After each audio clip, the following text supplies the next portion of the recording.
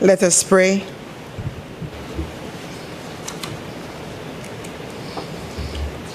Almighty God, by whom alone kings reign and princes decree justice, and from whom alone cometh all counsel, wisdom, and understanding, we thy unworthy servants here gathered together in thy name, do most humbly beseech thee to send down thy heavenly wisdom from above to direct and guide us in all our consultation. And grant that we, having thy fear always before our eyes, and laying aside all private interests, prejudices, and partial affection, the result of all our counsel may be to the glory of thy blessed name, the maintenance of true religion and justice, the safety and honor and happiness of the king, the public wealth, peace, and tranquility of St. Lucia, and the united and knitting together of the hearts of all persons and estate within the same, in true Christian love and charity, one towards another, through Jesus Christ our Lord. Amen. The grace of our Lord Jesus Christ, and the love of God, and the fellowship of the Holy Ghost be with us all evermore. Amen. Amen.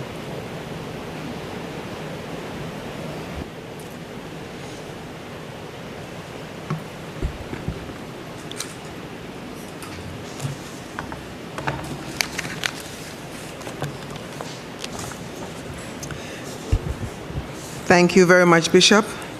Good morning, Senators. I have received correspondence from the Speaker of the House of Assembly advising that the following motions and bills were passed in the House of Assembly and forwarded to the Senate for its concurrence. Motions: the Public Finance Management Act, resolution of Parliament to authorize the Minister of Finance to guarantee borrowing by the St. Lucia Development Bank for the housing sector and productive sector of St. Lucia. Public Finance Management Act, resolution of Parliament to borrow for capital and current expenditure to finance emergency cleanup and the restoration of critical infrastructure projects. Bills: Land and House Tax Amendment Number 2, Intellectual Property and Unfair Competition, miscellaneous amendments, National Insurance Corporation Amendment. I beg to announce that His Excellency, the Acting Governor General, has been pleased to assent the following bills: Eastern Caribbean Asset Management Corporation Amendment, Companies Amendment Number 2, Cooperative Societies, Insolvency, Julian Alfred Day, and Money Laundering Prevention Amendment. I have received excuses from Senator Alison Shaw, Senator Harold Stanleysus, and Senator Angelina Polius, who are unable to attend today's sitting. On behalf of members or senators, I formally extend sincere condolences to Senator Ember Charles and his family on the recent passing of his sister Lorraine Charles and Jules, who served our country with distinction in various capacities, the last appointment being Executive Director of the St. Lucia Tourism Authority. May she rest in peace. We also acknowledge and celebrate with His Excellency Sir Harold Charles his belated birthday. Senators would have become aware that sometime between Friday night and Saturday morning last week, the Office of Parliament was broken into and ransacked. The Parliament will work towards security measures to ensure the safety of staff and property. The Office of the Director of Audit, in conjunction with the Parliament of St. Lucia, hosted a regional workshop for PAC members, Public Accounts Committee members, and Directors of Audit from 26 November to 28th, under the theme, Engaging the Public in Strengthening Accountability Through Key Institutions. The workshop was co-organized by Instustai Development Initiative, IDI, and the Inter-Parliamentary Union, IPU, together with the Caribbean Organization of Supreme Audit Institutions, CAROSI, I was tasked with declaring the workshop open, whilst the Honorable Claudius Francis, Speaker of the House of Assembly, provided closing remarks. I would like to report that Honorable Claudius Francis, Speaker of the House of Assembly, and I participated in the 67th Commonwealth Parliamentary Conference, CPC, hosted by the Parliament of New South Wales, the CPA New South Wales branch, and that happened in Sydney, New South Wales, Australia, from 3rd to 8th November 2024. The conference was held under the theme, Engage, Empower, Sustain, Charting the Course for Resilient Democracy. The conference allowed the coming together of the Commonwealth Parliamentary Association's global membership to address the critical issues facing today's parliaments. It provided the opportunity for members to benefit from professional development, supportive learning, and the sharing of best practice with colleagues from Commonwealth parliaments, together with the participation of leading international organizations. During the 67th Commonwealth Parliamentary Conference, there were a number of additional conferences and meetings.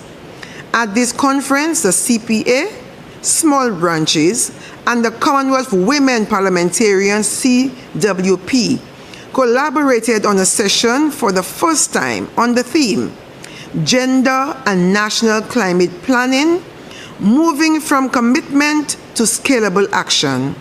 I was tasked with moderating this session as well as to present on St. Lucia's perspective at this session. Following my participation in the Legislative Strengthening Seminar to address gender-based violence and modern slavery in supply chains, which was organized by the Commonwealth Parliamentary Association UK branch in October, I was asked to contribute a subchapter to the e-handbook on legislating against modern slavery in supply chains. This e-handbook will be designed to provide practical advice using best practice and case studies from parliamentarians and parliamentary colleagues, as well as external subject experts on how to legislate against modern slavery in supply chains. Earlier this month, December 4th to 6th, 2024, the Speaker of the House of Assembly and myself, accompanied by a youth delegate, Ms. Nazan Hutchinson, participated in the Caribbean Parliamentary Workshop on making the work of parliaments responsive to the needs of women and men.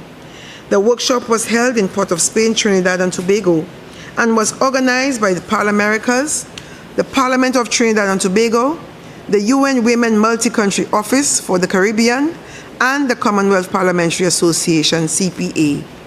On day 3 of the workshop, I presented on the topic, the legislative process, key themes, identifying how all legislation can be analyzed and developed to promote gender equality, tools for committees, caucuses, and citizen participation. At this juncture, I wish to extend best wishes to all members of the Women's Parliamentary Caucus of St. Lucia as we mark our first anniversary on December 8th. It has been a good year, but there is still much work to be done. Senators, I wish to welcome the members, in that case member, of the Caribbean Women in Leadership, CWIL, the St. Lucia chapter, who is represented here this morning by the President, Ms. Karen Tobier. They've joined us here to place special rosettes on every senator.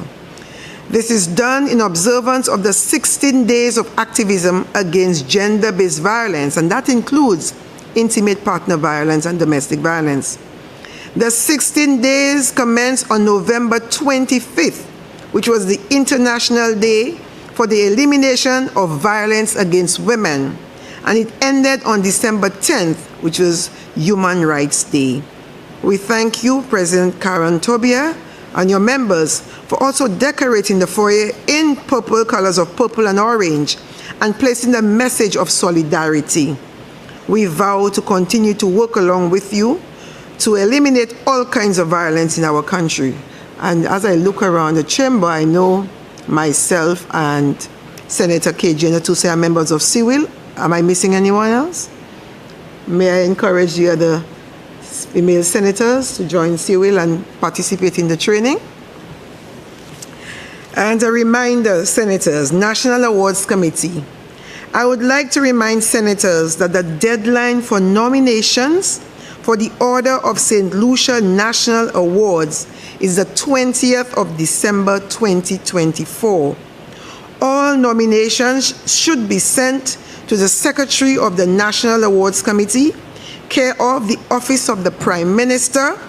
Nomination forms may be obtained from the Office of the Prime Minister, library and library branches, the General Post Office and Post Office branches, the Accountant General sub-offices, constituency councils, or on the government website, the Governor General's page, under the tab Honors and Awards. And I want to encourage senators to take this opportunity to celebrate some members of your community or organization so they could be awarded during our Independence Awards. Statements from ministers, parliamentary secretaries. Papers to be laid. Honorable Parliamentary Secretary in the Ministry of Tourism, Investment, Creative Industries, Culture and Information, and Leader of Government Business. Thank you, Madam President. Good morning, colleagues. Before I proceed to present the papers, Madam, I beg leave to join you in extending condolences to our colleague Senator Charles. As you would know, the late Lorraine, his sister, I worked with for quite a while. And so I have my own personal feeling about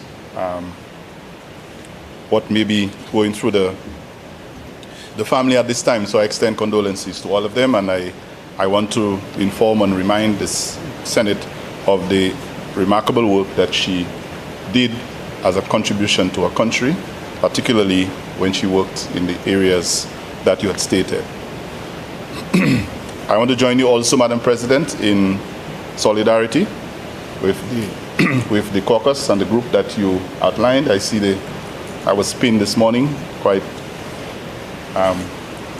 graciously accepted this, and say that I too am one who does not in any way condone any form of violence against anyone or anything, particularly in today's case against women.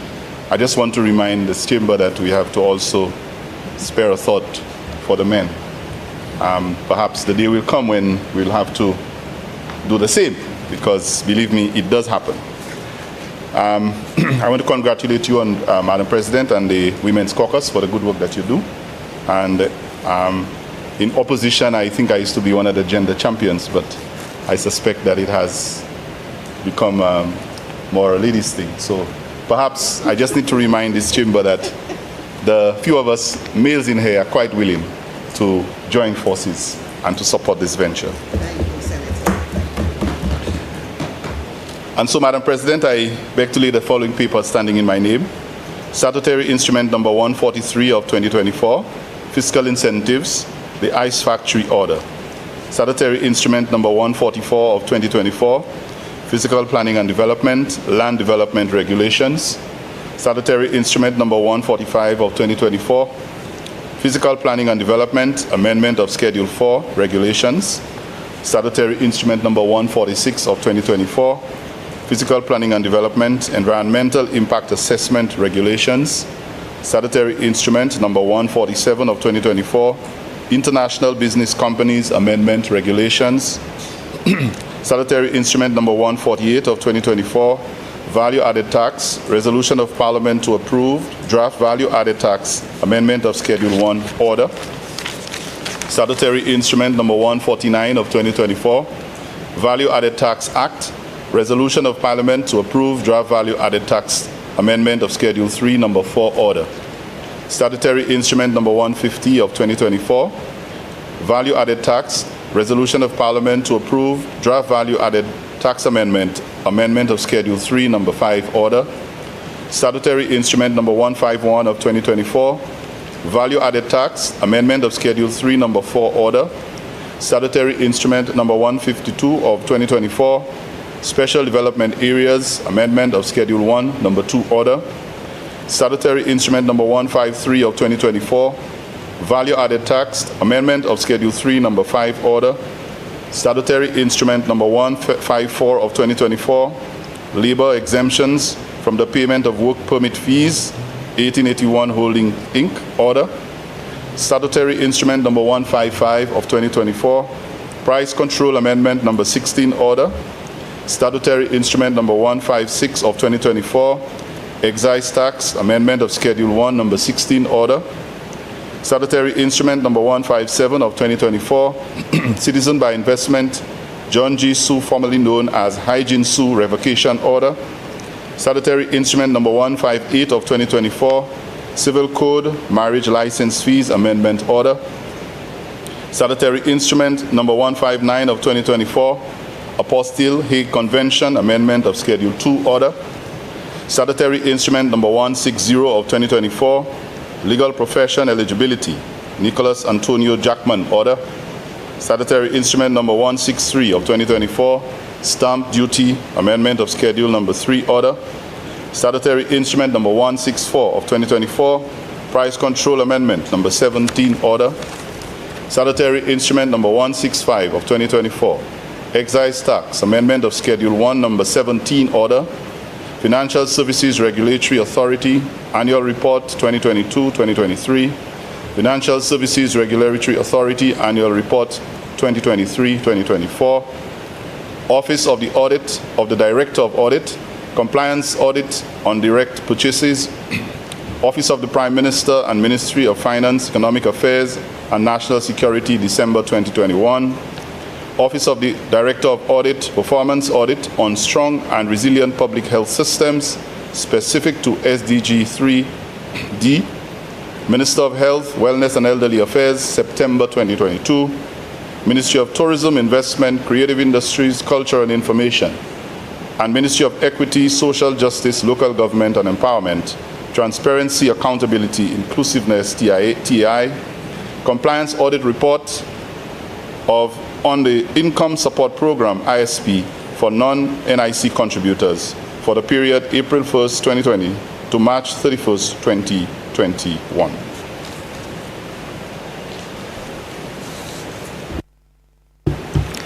Motions. Leader of Government Business. Madam President, I beg to move the following motion standing in my name. Whereas, by Section 10.3 of the revised edition of the Laws Act Cap 107, it is provided that the Attorney General may, by order published in the Gazette, declare that a revised edition of the Laws of St. Lucia, specified in the order, shall come into force on such date as may be appointed by the order. And whereas, by Section 10.4 of the revised edition of the Laws Act Cap 107,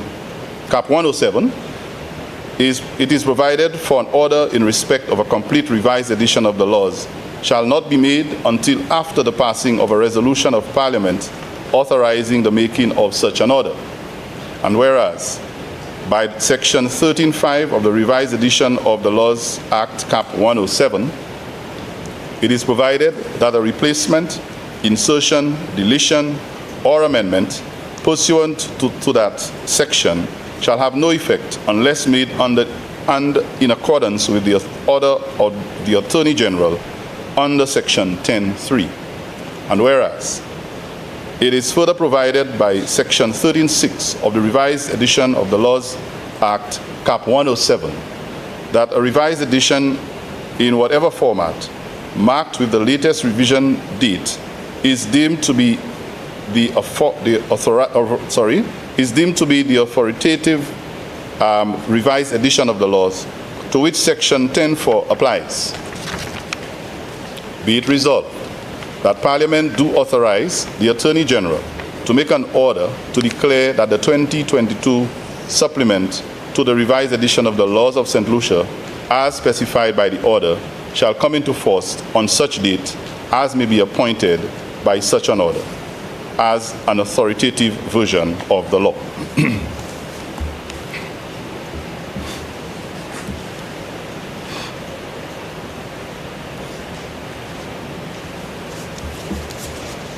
Just to provide some additional explanation, Madam President, let me just get my notes there.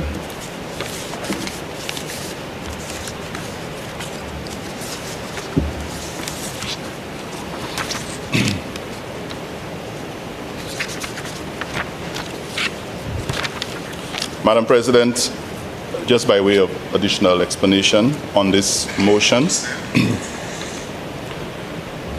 by this resolution, Madam President, the Attorney General is being authorized by the Parliament to make an order for the 2022 supplement to the revised edition of the laws.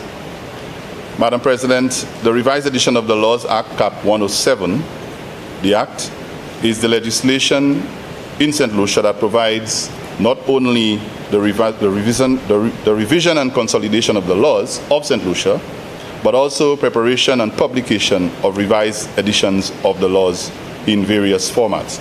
Now, Madam President, this morning you'll find me sticking very much to a script because this is very precise, and it has, you know, when the legal people prepare information, you have to be concise. So I will not digress too much from the explanation as I have it. Madam President, the Attorney General is the Law Revision Commission according to the Act and is responsible under Section 10(3) of the Act for declaring an order published in the Gazette that the revised edition of the laws of St. Lucia is effective from the dates stated in the order. Madam President, the order made by the Attorney General as the Law Revision Commission is subject to an affirmative resolution by Parliament according to Section 10(4) of the Act. The order will give effect to any replacement, any insertion, deletion, or amendment of the legislation under Section 13(5) of the Act. When the order is made, the revised edition, in whatever form that it takes, is considered to be the authentic reversion of the laws of St. Lucia under Section 13(6) of the Act. The form of the 2022 supplement to the revised edition of the laws is USB storage devices and loose-leaf booklets. This is not the first occasion in which this Honorable Senate and the House is asked to authorize the Attorney General to make an order under the Act. Indeed, the Honorable Senate and House recently approved the resolution for the 2021 supplement to the revision edition of the laws, which included the laws enacted in 2021 and many laws that were omitted from the revised edition of the laws. In accordance with the Act, Madam President, the Parliament must, by affirmative resolution, authorize the Attorney General to make an order to declare that the USB storage devices and the loose leaflet booklets of the 2022 supplement to the revised edition of the laws of St. Lucia are the authentic versions of the laws of St. Lucia. So this was not previously so until 2022.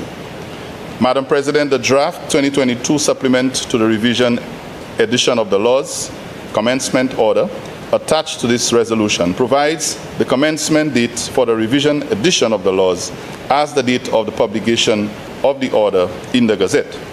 The draft order specifies the acts that were passed in 2022 and indicates the incorporation and amendments in existing chapters numbers, and in the case of new laws, the chapter numbers assigned to those laws. In the draft order, the price to be changed for the purchase of each law is specified. And so, Madam President, this Honorable Senate is asked to support the making of the draft order by the Attorney General. As stated before, the draft order before this Honorable Senate will make the laws passed in 2022 an authentic version of the laws of St. Lucia from the effective date specified in the order and include the prices that will be changed or charged, for the sale of the lots. So, Madam President, with this very precise and concise explanation, I ask that the Senate gives its support to these amendments. Senators, the question is that Parliament do authorize the Attorney General to make an order to declare that the 2022 supplement to the revised edition of the laws of St. Lucia, as specified in the order, shall come into force on such date as may be appointed by such order as an authoritative version of the law.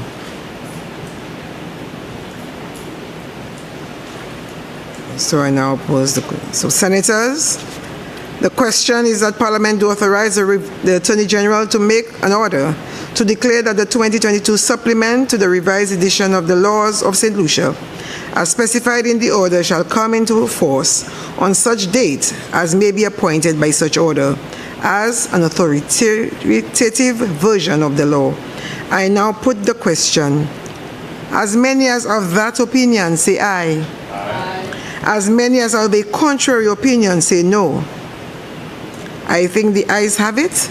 The ayes have it.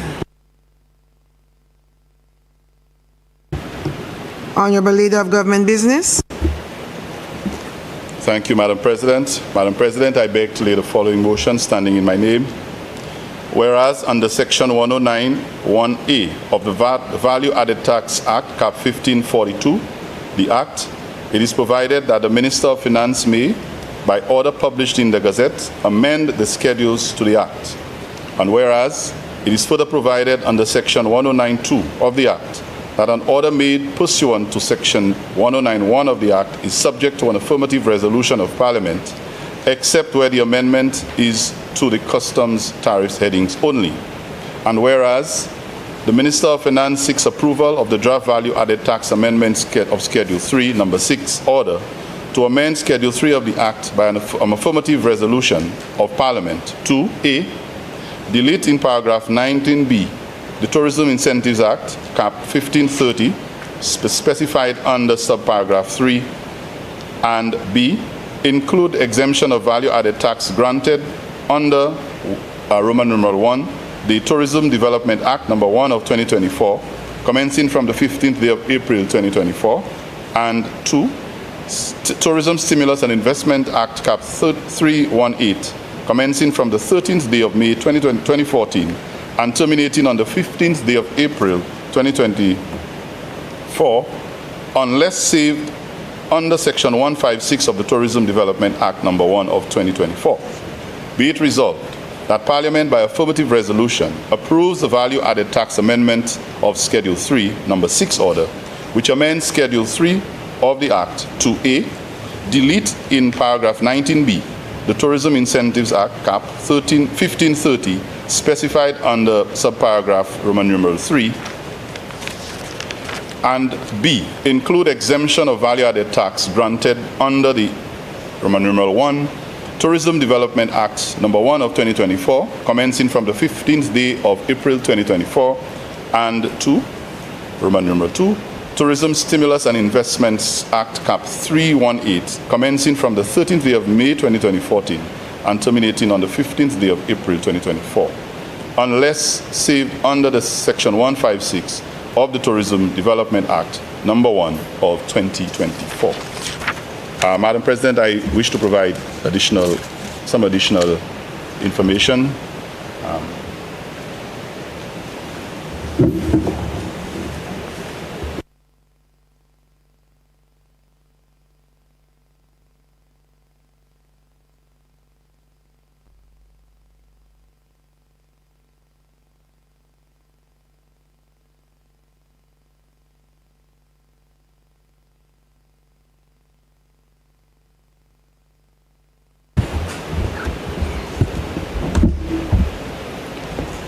So, Madam President, this motion, which proposes to make the amendment to the value added tax amendment of Schedule 3, Number 6 order. This amendment, Madam President, is really to facilitate and encourage the legislative framework, the proper legislative framework for encouraging mega investments in the tourism industry. Madam President, previously there were two other pieces of legislation under which the incentives were given to stimulate and grow the industry. But we found it necessary some time ago to come to the Senate and make or pass the Tourism Development Act, which in some ways, or in most ways, many ways, consolidated the two previous pieces of legislation. We had to make certain adjustments and revocations. But really, it incorporated a number of other objectives and initiatives that can be facilitated to further improve the industry. Madam President, we are beginning to see some of those benefits, as was reported by the latest report on the performance of our country in the industry. The latest figures showing, Madam President, that we are performing at 4% higher than the previous highest or best performing year in this country. And for those of us who may not have been paying attention to the last time St. Lucia recorded that level of performance in the industry, pre-COVID times, that was up to 2019, we saw something close to that. And of course, COVID came and people understood. We said, listen, we now have to grow the industry, we now have to improve, we now have to bring the numbers back, we now have to improve the ability of St. Lucians to benefit from the industry. And so in 2024, we have now surpassed the levels that we had attained in 2019. Madam President, I have some more good news.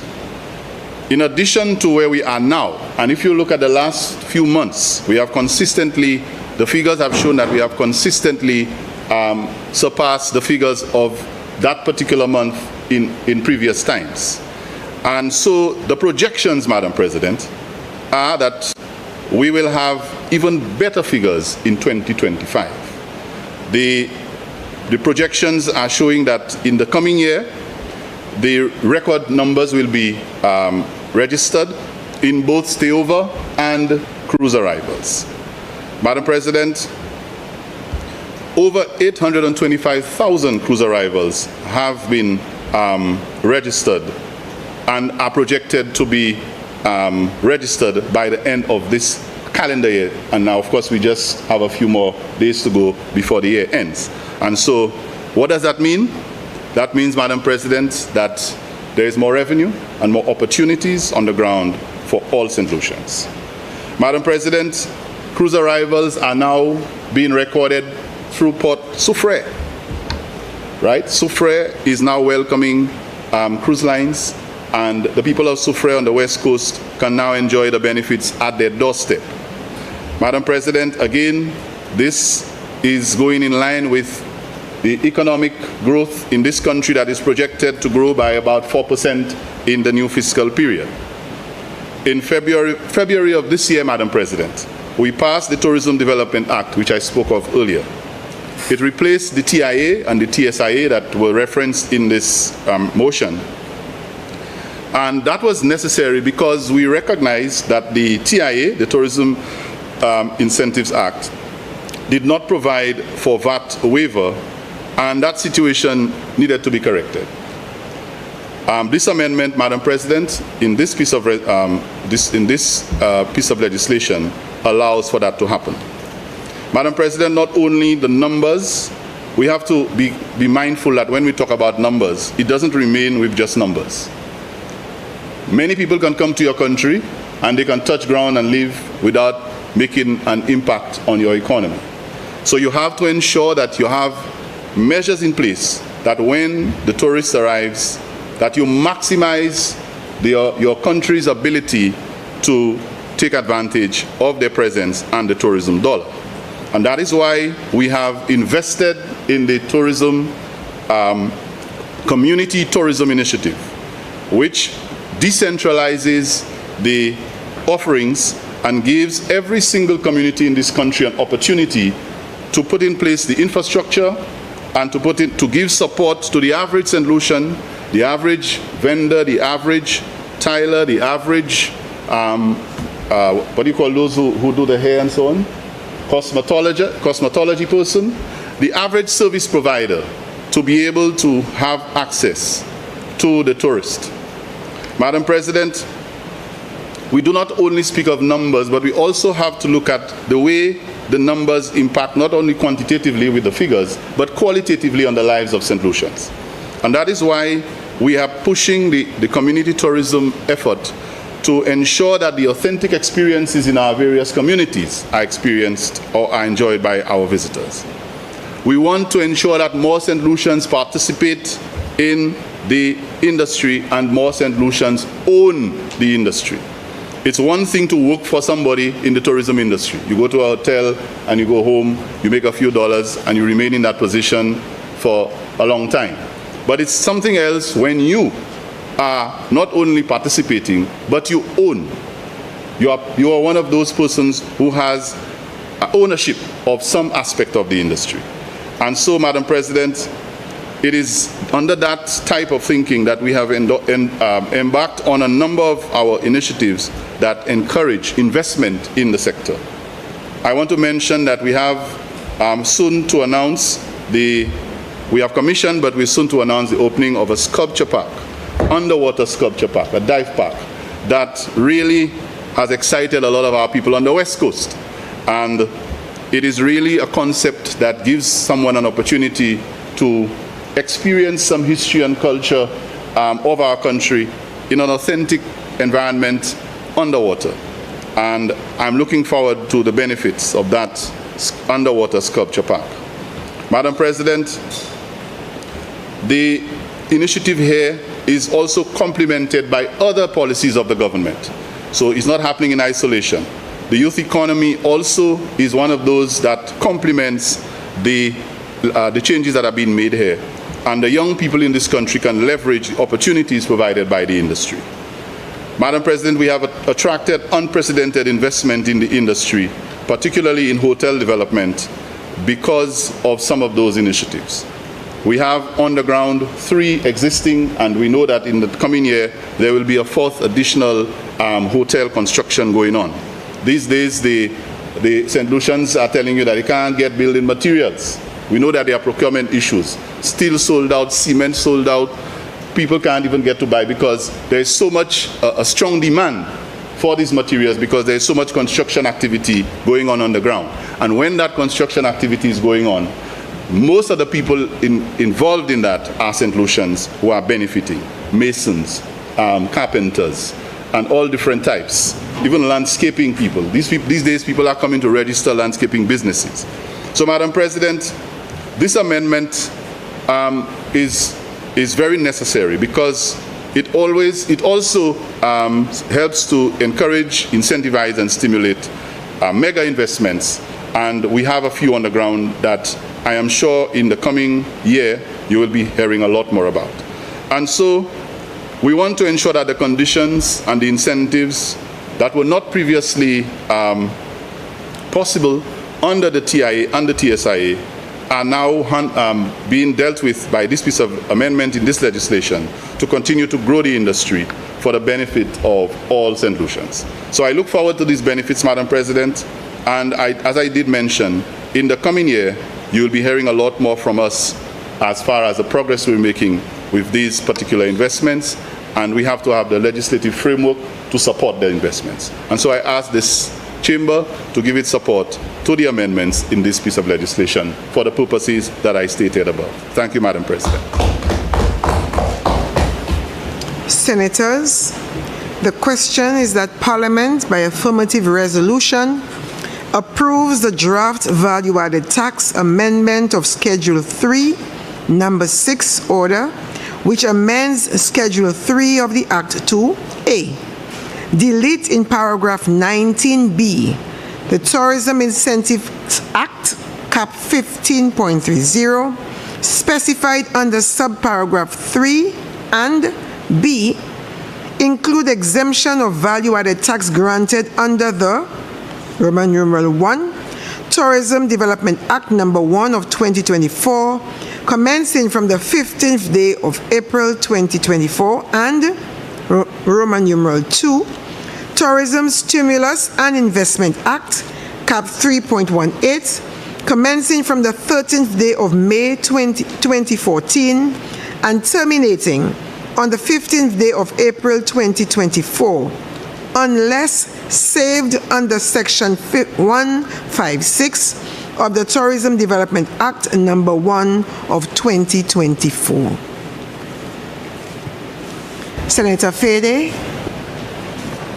Thank you very much, Madam President. Madam President, I rise to comment on this resolution laid here by the Leader of Government Business. And the amendment, Madam President, explicitly seeks to include provisions previously included in the Tourism Stimulus and Investment Act and the Tourism Investment Act to now be included in the new Tourism Development Act. Madam President, the waiver or the provision that is being included is waiver of VAT.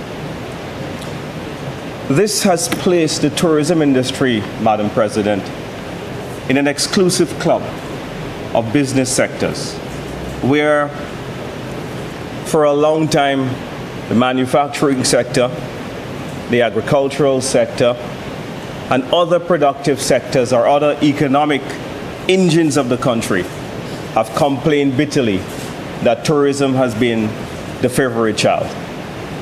This amendment today further cements that, puts the tourism sector in a very exclusive club of industries where it is the only sector in St. Lucia that benefits from a VAT waiver. General consumers, Madam President, except for when we waive the Christmas barrel traditional waiver, have to confront and pay their VAT on a daily basis, whether it's buying groceries in the supermarket, whether it is going to a lot of the shopping places we know to buy clothing, whether it is to buy building materials, whether it is to buy general household commodities, they pay the VAT. Therefore, Madam President, the time has come for both political parties to really take a deep look at the entire incentive regime and to ask ourselves whether this is still necessary. The fact that the Leader of Government Business has boasted that St. Lucia now has increased significantly its tourism plant, it tells me that St. Lucia, with almost 5,000 tourism hotel rooms, is no longer the place it was in the 1970s when we just had the San Antoine Hotel, the Holiday Inn somewhere in Rodney Bay, and a couple others. It begs the question, therefore, Madam President, has the time come for us to overhaul, for us to rethink tourism incentives in this country? The Leader of Government Business said that this is aimed at attracting mega investment. I think, Madam President, that audit is necessary now for us to do a broad sweep of the incentives that we have offered and to look at the return we've gotten on that investment in terms of investment into the sector. Madam President, we are in an era of what I call vertical integration by hotels. And so what do I mean by that? I mean that more and more hotels are controlling the various revenue centers within their fields. It means, Madam President, that a hotel runs its gift shop, a hotel runs its tour desk, a hotel runs its photography shop, a hotel runs all of the small businesses or all of the opportunities that are there for locals to potentially participate in. And so just coming to say, well, we're attracting the investment and we are going to cause so many small businesses to come on stream is questionable, without accompanying legislation to also fix that aspect of it. Madam President, the leader of government business told us that we are performing in the highest ever that we have been. And I'm happy that there is growth in the destination. But I'm not sure if I agree with the assertion that we should be celebrating. And simply, this is the reason. Last year, the CTO reported that 11 destinations in the Caribbean have actually outperformed their 2019 figures. In fact, the Caribbean grew at 14% because globally there was a massive growth in tourism, and hotels and other destinations have profited significantly from the pent-up demand from COVID.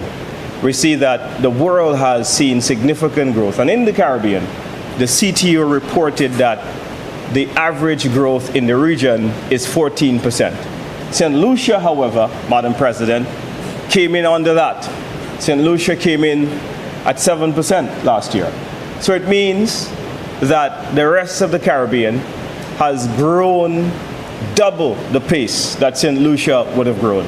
So whilst the world economy, and you would have been following, Madam President, our main markets like the US, they have had a significant record breaking in the stock market. The economy has grown, unemployment has fallen. So the conditions globally were ripe for traveling in a most unprecedented way. And we see that the rest of the Caribbean profiting significantly. Grenada last year grew by 20%. The year-to-date figures that they have outlined this year suggest that they have grown over 2019 by 20%. Big numbers. So we see now that 11 destinations have since passed their 2019 numbers, but St. Lucia was not one of them, Madam President. St. Lucia was not one of them. St. Vincent was, Turks and Caicos, and a lot of the other destinations that we know. I have laid that article in this House before, making it a document of the House. Madam President, I want to posit to this House that St. Lucia continues to underperform. Because last year, we grew by 7%, but now the leader of government business wants us to celebrate a 4% growth. Why has the growth rate slowed down in the country? What has happened? Why isn't the policy skyrocketing and making sure that the industry continues to grow at a rapid pace? So we see, Madam President, there is this continuation of underperforming. So growth has to be looked at in context. What are the economic conditions? How much did you grow by last year? If you grew by 7 last year, why aren't you growing by 8 or 9 or 10? Why aren't you picking up that momentum? But we've seen that the growth rate is starting to slow down. Not very good signs. Madam President, this investment, no doubt, the amendment, no doubt, as said clearly by the leader of government business, is aimed at attracting mega investments in our country. And I think anything to attract more hotel rooms, to help to grow our economy, is welcome. But Madam President, I thought for a moment of CIP developments and the great disadvantage that they have over traditional hotel investors. So, under the real estate program of the CIP Act, Madam President, unlike the Tourism Development Act, which gives you VAT, it gives you corporate tax and a range of other things, custom duties and so on. But there's no financing that's available, unlike what is available within the CIP legislation. So under the real estate component of the CIP Act, the developer, Madam President, gets to sell St. Lucian passports. They go overseas. The leader of government business would like me to say sell citizenships, okay? They get to sell citizenships, which allow those citizens to get St. Lucian passports. And then, after 5 years, that developer can then buy back the shares invested by the citizenship holder, and then the developer owns the hotel outright by basically not putting a single dollar into the project. So now we have this uneven playing field. Traditional hotel developer goes to the bank, is there taking all the risk, having to pay back his loan over a 25-year period or a 30-year period. I don't know what the term is. But then here is a CIP developer, comes in and he gets a hotel for free. Why are we such bad business people? Why do we continue to make this happen? And in the case of Galaxy now, Madam President, we see that in the Canals Hotel development, they have received the ability to sell 5,000, Madam President. The project cost was said by the Prime Minister in his budget speech to be $1 billion, EC, which is equated to about 400 million US dollars. Those 5,000 files that Galaxy was allowed to sell would allow them at $200,000 per application to raise $1 billion. Why? Is that how we incentivize hotel developments in this country? By allowing a developer a whopping 600 million US dollars on the heads of our country? Why? Why? Why is that necessary? $1 billion for a project that costs 400 million. This is insane. I have never seen this in my life, this type of incentivizing. This is selling out the people of St. Lucia. And the contracts have been made clear. I can make the contract a document of the House if members would like to acquaint themselves with the details of that arrangement. But, Madam President, we have to relook at these things when we're talking hotel development. So we just can't say that we had a 4% growth. 4% growth, or 450,000 tourists coming and spending $1 billion EC total, is not worth us giving away to someone to own an asset like this at $1 billion. The cost is 400 million, and then you're going to give them $1 billion? Why? You gave them $1 billion. You gave them $1 billion.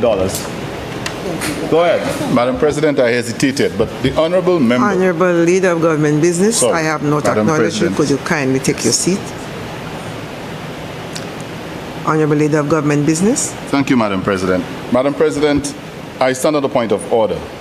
The Honourable What is your point of order, Honourable Leader? Honourable Member, Senator Fede, is making a very serious allegation, which I think is very, very much misleading in this chamber. I heard him say a lot of things. I said nothing, but I'm hearing him now saying, you gave over $1 billion. Now, I don't know who gave who what, but I think if the Honourable Member is going to say, you gave $1 billion. Are you seeking clarification? I really need him to, if he cannot provide the details and the clarification of what he's saying about who gave $1 billion, I think he should desist from making that claim, because it's a very serious allegation. In government, I am a member of the government, and I am not aware. Noted. And it is not the case that we have given anybody any money. Senator Fede?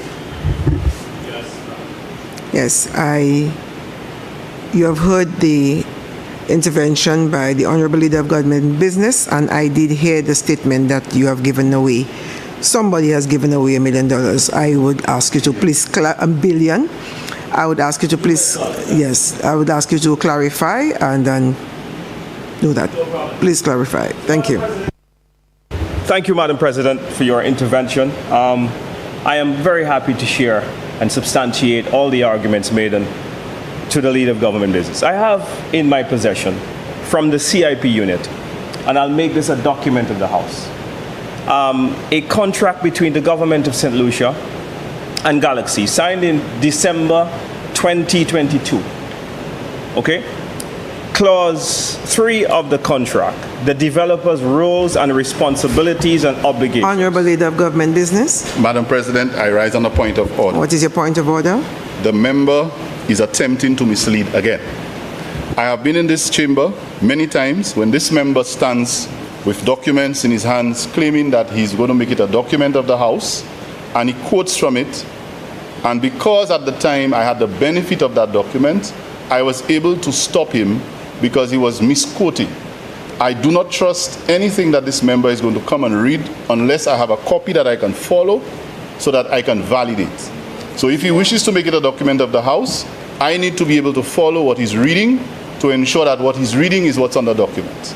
If not, Madam President, I think it is unfair that we are sitting in this chamber, we do not know the source, we don't have a copy, I don't know what he's reading from, and I don't know what he's reading. So I think it is misleading for him to stand there and pretend he's reading something, and I have no clue what it is.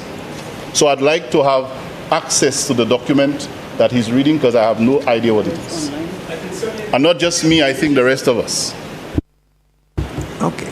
Senator Fede, while I understand that you have it digitally and maybe you can, whether you can circulate it at this right now, you could send it across digitally. Let's use the technology available to us right now, and then the others could get a copy after you've finished.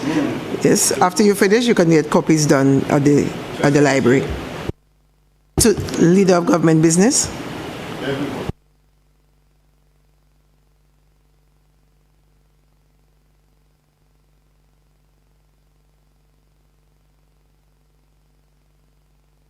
Senator Fede, yes, you can email this document to the clerk right now, and we shall have it printed and submit. But Madam President, I am still speaking. Do you mind? No, not at all. Not at all. Right. You email it to the clerk of Parliament, the address. It will be printed and given to the senators while you present. You have done that? Have you done that? I'm about to do so now, Madam President, but I just want to bring to your attention quite humbly. Madam President, the standing orders are quite clear as to how these matters are treated.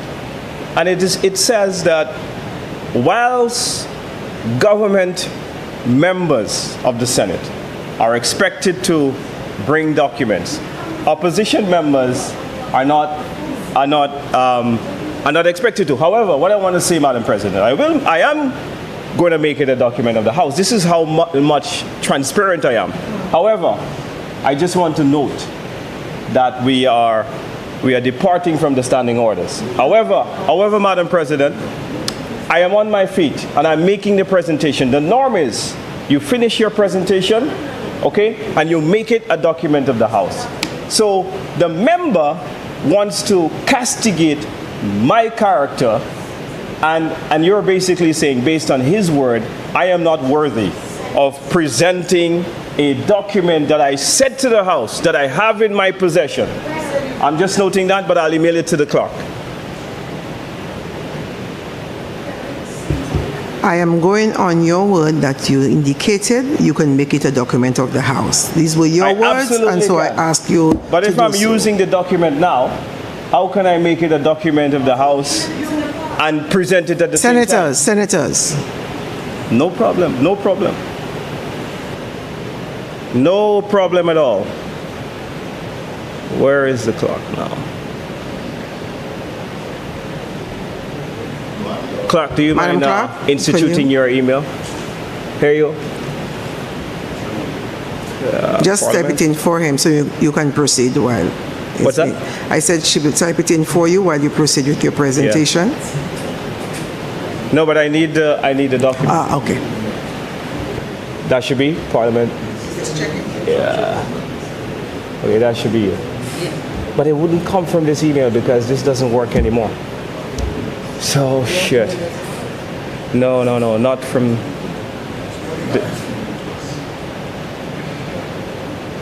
Hold on. Take your time. Senator Ferdinand? No, I am not calling you to, I am asking you to, please. Okay.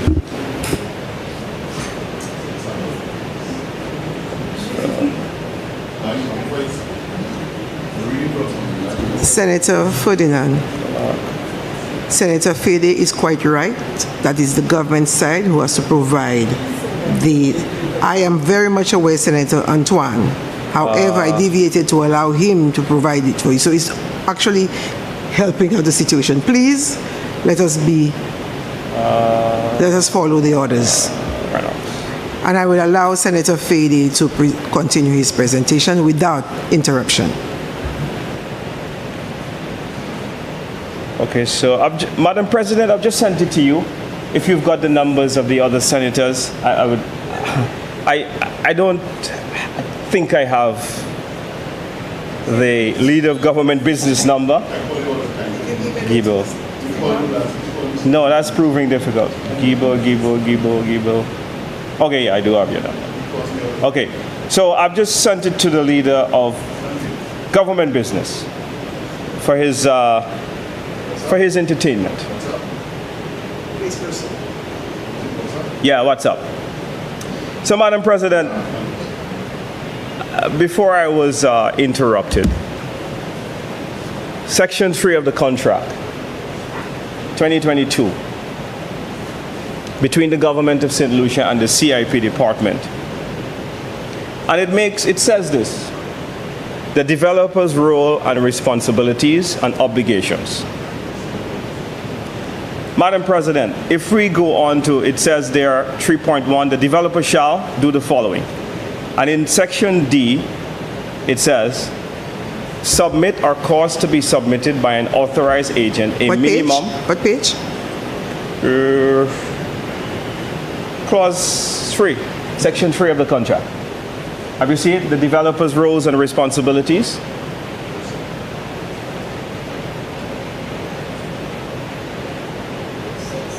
Yeah?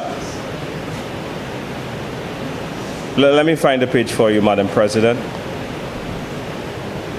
Yeah, so page 6 of the contract. So clause D says, the developer's roles and responsibilities in section D says 3.1 says the developer shall do the following. I'll go straight to D. The developer shall submit or cause to be submitted by an authorized agent a minimum of 200 successful applicants per month to the unit, but not exceed 5,000 successful applications over 24 months. So the government of St. Lucia, therefore, has allowed this company called Galaxy to sell 5,000 applications. Now, Madam President, an application in a 2-year period. Okay? Now, it means that Galaxy... You're saying they are allowed to sell 5,000 applications. Right, you have that written somewhere? But that's what it says in the contract. 200? No. 200 per month. Right. Yeah, 200 per month. But in a 2-year period, 5,000, not exceeding 5,000. So now, under an application for the CIP Act, at the time that this contract was signed, because it has since been changed, or I don't know if the government side knows that, or do I need to provide you with your own memo which says that has since been changed? Okay, all right. But, Madam President, at the time that this contract was signed, a real estate application was 200,000 US. 200,000 US dollars multiplied by 5,000 is $1 billion. That's where the $1 billion came from. That's what I'm talking about. I didn't generate this. This is from your government. So, Madam President, It is very sad today that we are discussing this issue of incentivizing hotel developments to our country, and we don't consider or stop to think that such a contract exists. But I am moving on. So an application, though, Madam President, do allow people to bring in dependents. So this is minimum $1 billion.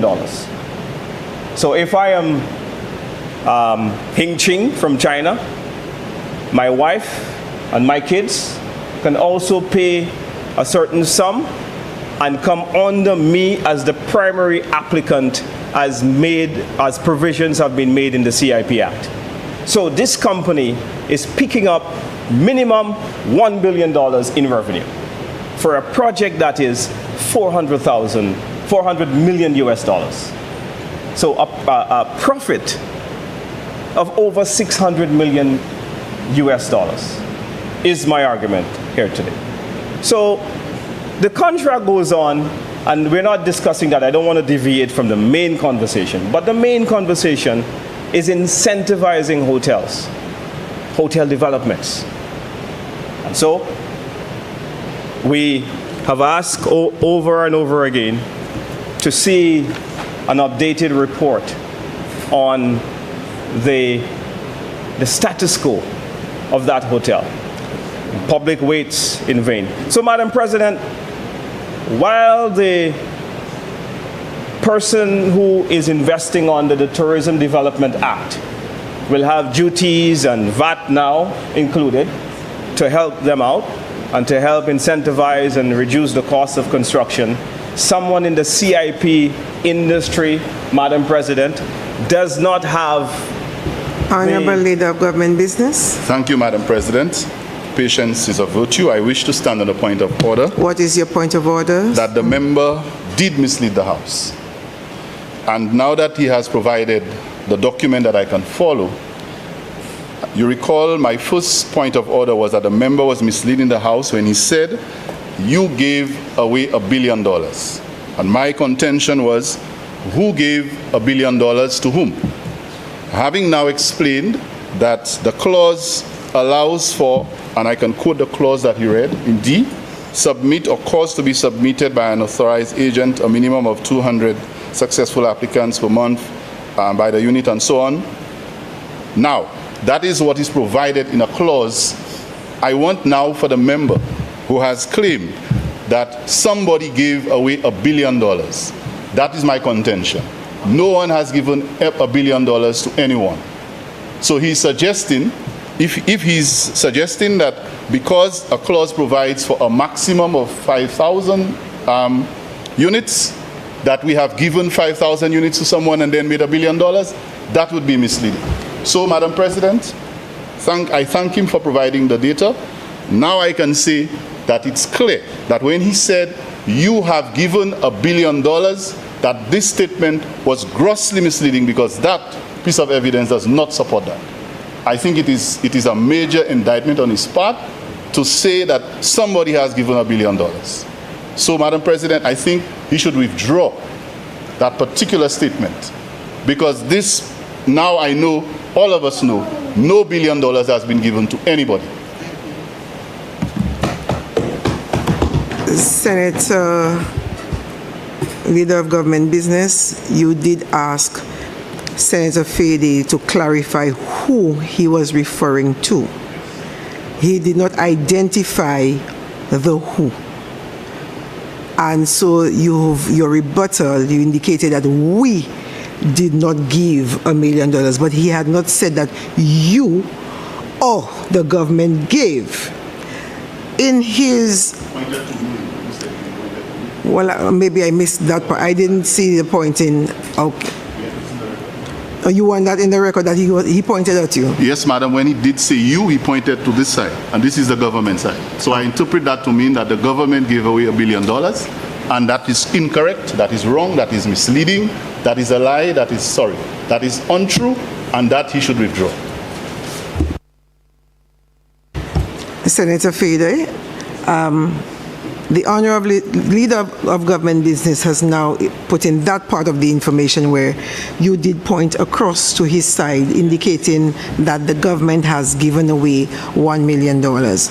In his intervention, and yours as well, as you explain the matter, there is the possibility that $1 million can be accrued, as opposed to the government giving away $1 million. Has given away $1 million. I would like you to please rephrase this statement, because that accusation is untrue, as stated in the contract. So please, let us have you rephrase that statement, because the government did not give away $1 million.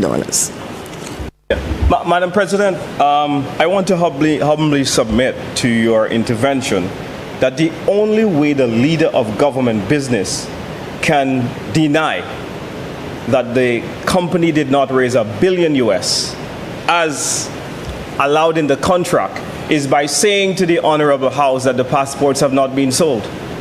So can he tell us that they have not sold all 5,000 applications, when the Minister of CIP was on record to say that the Canals Hotel was fully subscribed? How could you say that? We are getting back on point. He is working. Madam President, I hold my statement.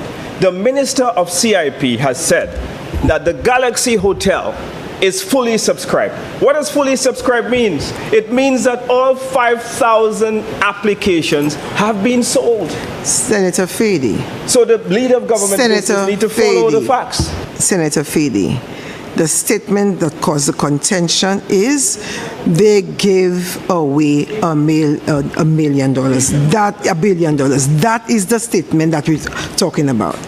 You accuse the government that the government gave away $1 billion. That is what we're talking about. President, please retract the CIP this. Minister is on record of saying it is fully subscribed.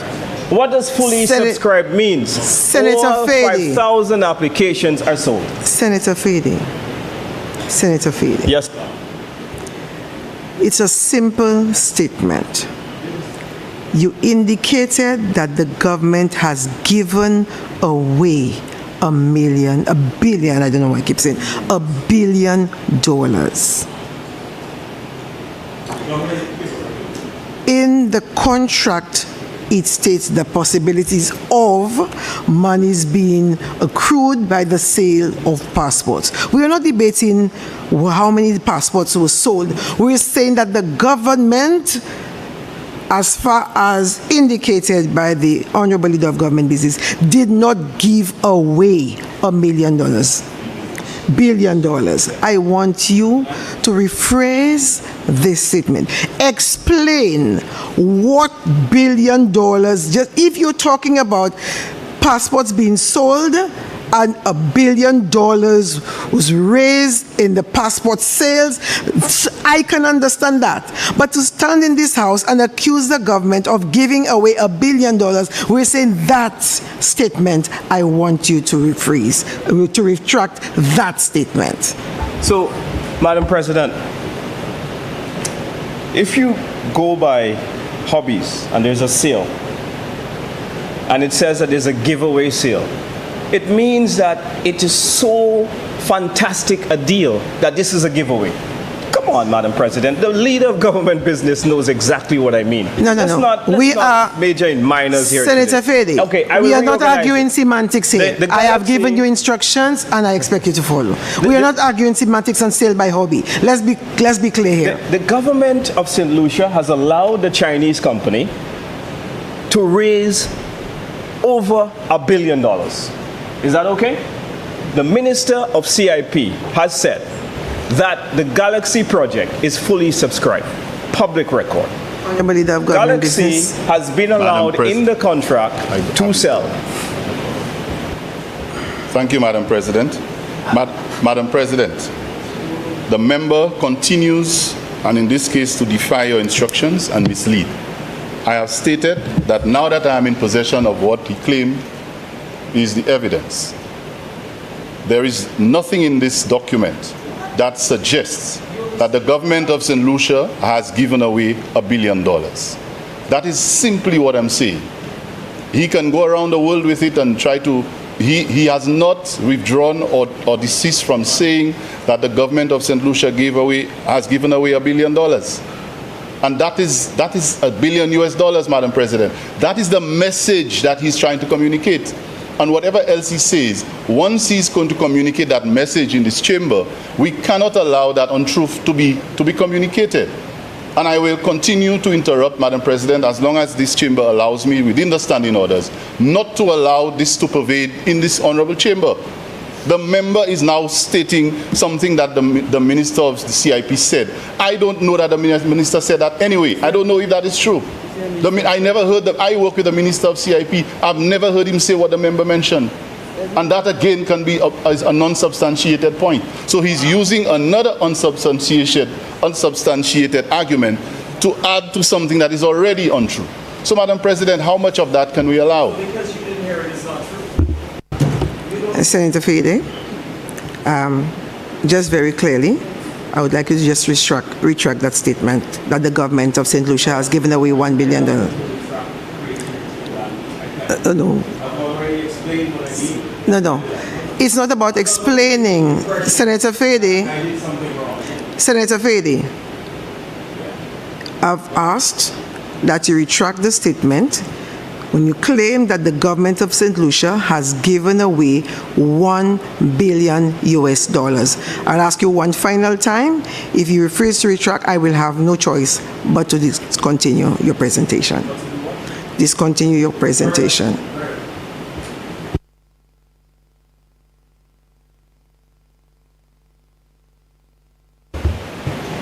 Anybody? Senator Charles.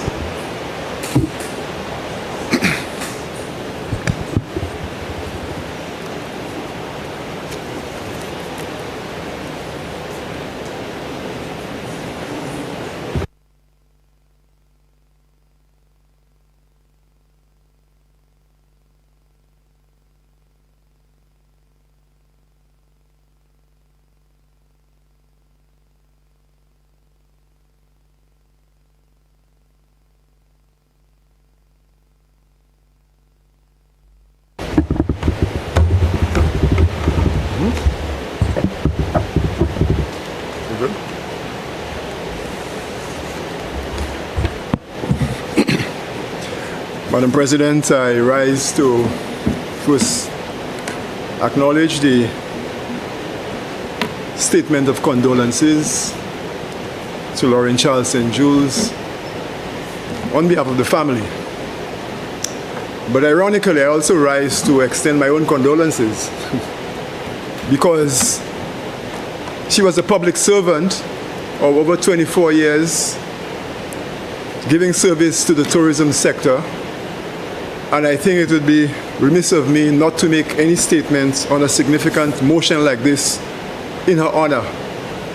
And it's simply to say that the service she has given to St. Lucia in tourism, I'm sure she would have really relished the opportunity to add her own voice to this discussion about incentivizing tourism, because it was really part of her bread and butter, so to speak.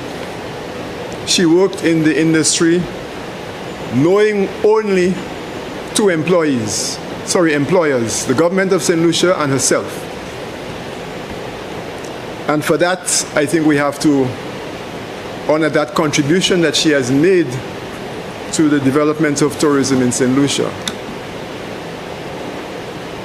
I don't have the energy to really participate in the semantic gymnastics that has been going on, Madam President. But I want to make the point, though, that as one who has always had some significant challenges growing up with the capitalist system in the world, where business people understand one color, black, which is viability. You don't understand red or yellow. And for that reason, their encounter with governments is usually to ensure that their profit margins remain viable. It is the business of government, conversely, to ensure that there are tremendous benefits for the people of the country they represent. And as a result, I think governments usually would have assessed the extent of revenue forgone when incentives are given to businesses. And conversely, convert that revenue forgone to benefits gained on behalf of the people. So what we would hope is that in these tax concessions given, that consumers would eventually benefit from these waivers of taxation. In all businesses, incentives are critical to attracting business. Only recently we heard in the news that the incoming government of the United States, I wouldn't name the president for a number of reasons, has promised to give significant incentives to investors who bring business in the energy sector of over $1 billion. And unfortunately, this billion number seems to be a magic number around now. But the sector and the interests involved in the environment have had tremendous concerns about that. Because clearly, in order to do that, you may be trying to speed up the process of formalizing applications for businesses.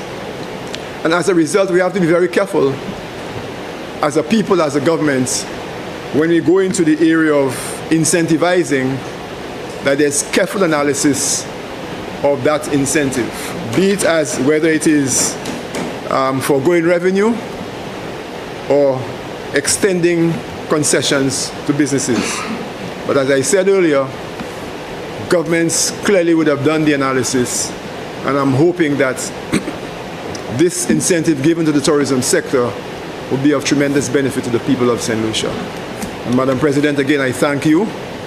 I thank the members for their expressions of condolences, both privately and publicly, to my family on behalf of the passing of Lauren Charles St. Jules. Madam President, I also want to make one small point while I'm on my feet, just excuse me, some leave for that, to really say thanks to the two senators who shared their reports on their recent visits overseas. And I think we have set the standard of accountability for when senators represent the country, that we need to give an account of how we spend the time overseas and how we spend the government's money. Madam President, I thank you.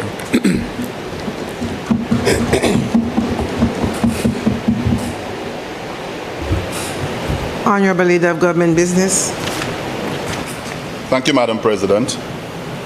I do want to thank Senator Charles for continuing to encourage us to be accountable, and when we represent the state, when we represent the Senate, and when we represent people of this country, accountability is key.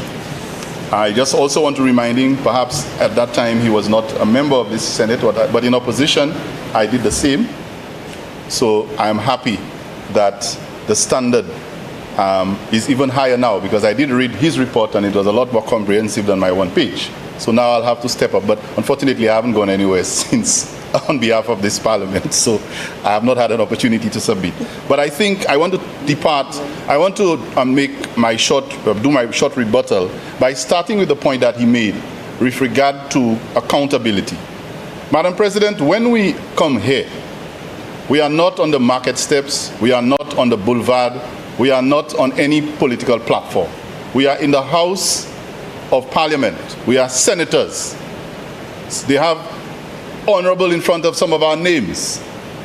And when we speak in this chamber, Madam President, we have to speak the truth, and we have to be responsible for what we say. And that is why I take off on that point. Because in the last few minutes, again, Senator Fede is not in his chair when I'm rebutting.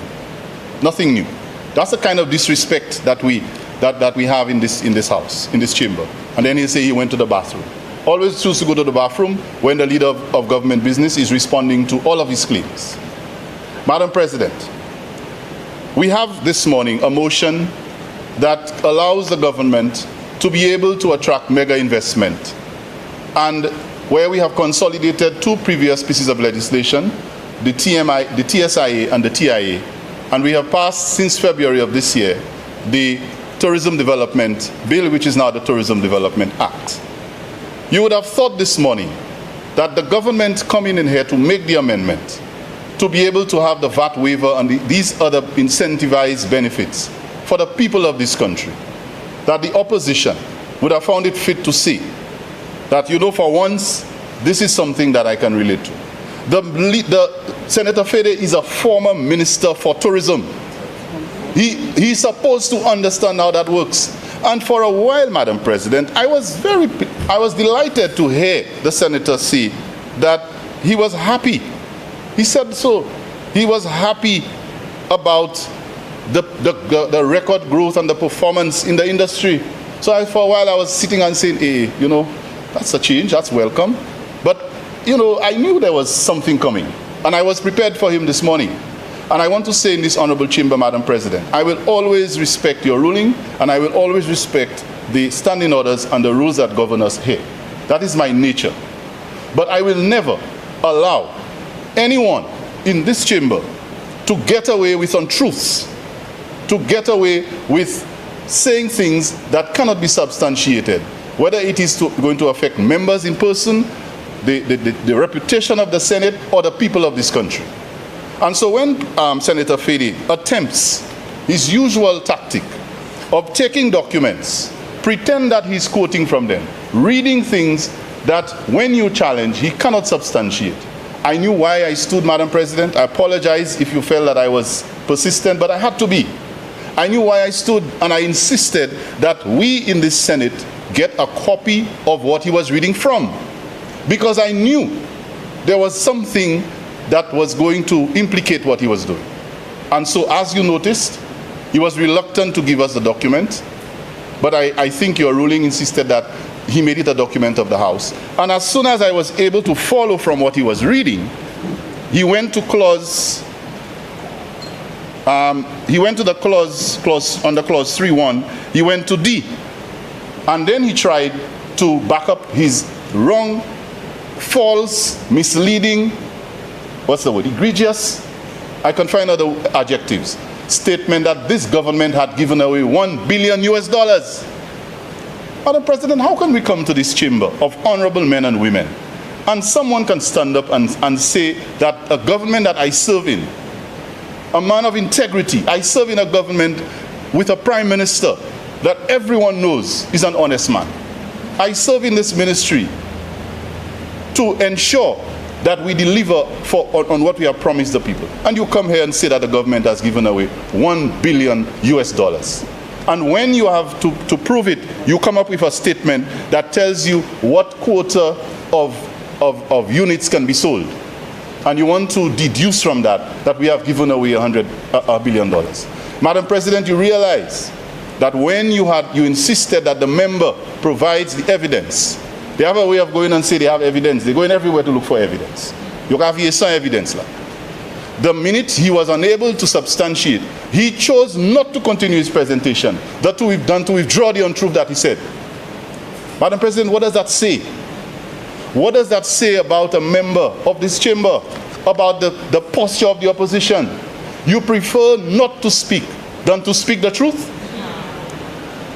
Madam, if I'm given an opportunity to speak the truth, I will speak. You prefer to discontinue your presentation than to say, I erred, I made a mistake, I said something that was not correct, that was not substantiated, and so I will continue. He refused and he stopped talking. So you see what the priority is, Madam President? It is not to come to this chamber to debate the issues of this government and the issues of the day. It is to come to this chamber to deceive. And when caught in the deception, they will not speak. They rather not come. Well, Madam President, for as long as I serve in this chamber, I will do my best to ensure that nobody stands on their feet and attempts to tell untruths in this chamber. I will challenge them for as long as I have the opportunity. Madam President, having said that, I want to remind St. Lucians that the tourism industry is on a very solid footing. You heard the figures that I mentioned, and you also heard that I also spoke of not just the quantitative, but the qualitative analysis of what the numbers mean and how St. Lucians benefit. The sole purpose of this motion was really to show that the government is putting the legislative framework to support its policies. That is the sole purpose of this particular motion. And so I look forward to 2025 for St. Lucians who have not yet benefited sufficiently from any of the subsectors to enjoy the benefits that this piece of legislation and amendment brings. And so for that reason, Madam President, I urge the Senate to support the amendments as presented. I thank you.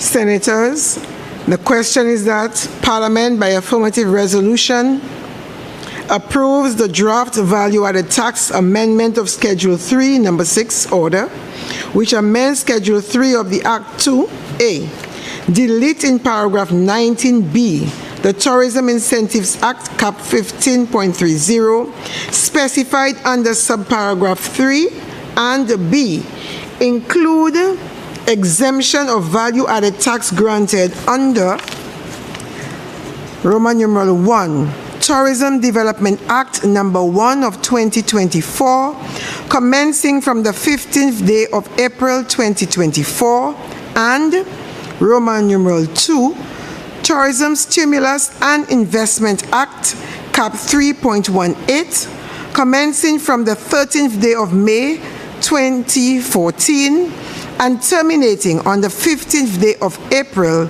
2024, unless saved under the Section 156 of the Tourism Development Act, number 1 of 2024. I now put the question.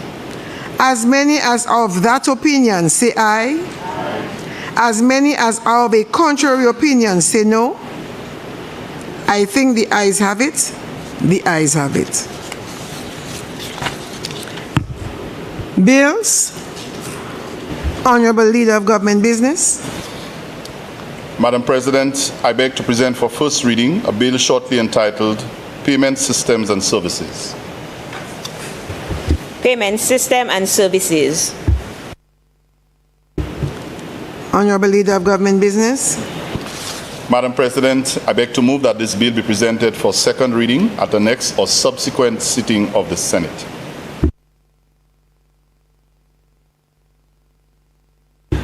Honorable Leader of Government Business. Madam President, I beg to present for first reading a bill shortly entitled Land and House Tax Amendment Number 2. Land and House Tax Amendment Number 2. Honorable Leader of Government Business. Madam President, I beg to move for the suspension of Standing Order Number 49-2 to allow this bill to go through its remaining stages at this sitting.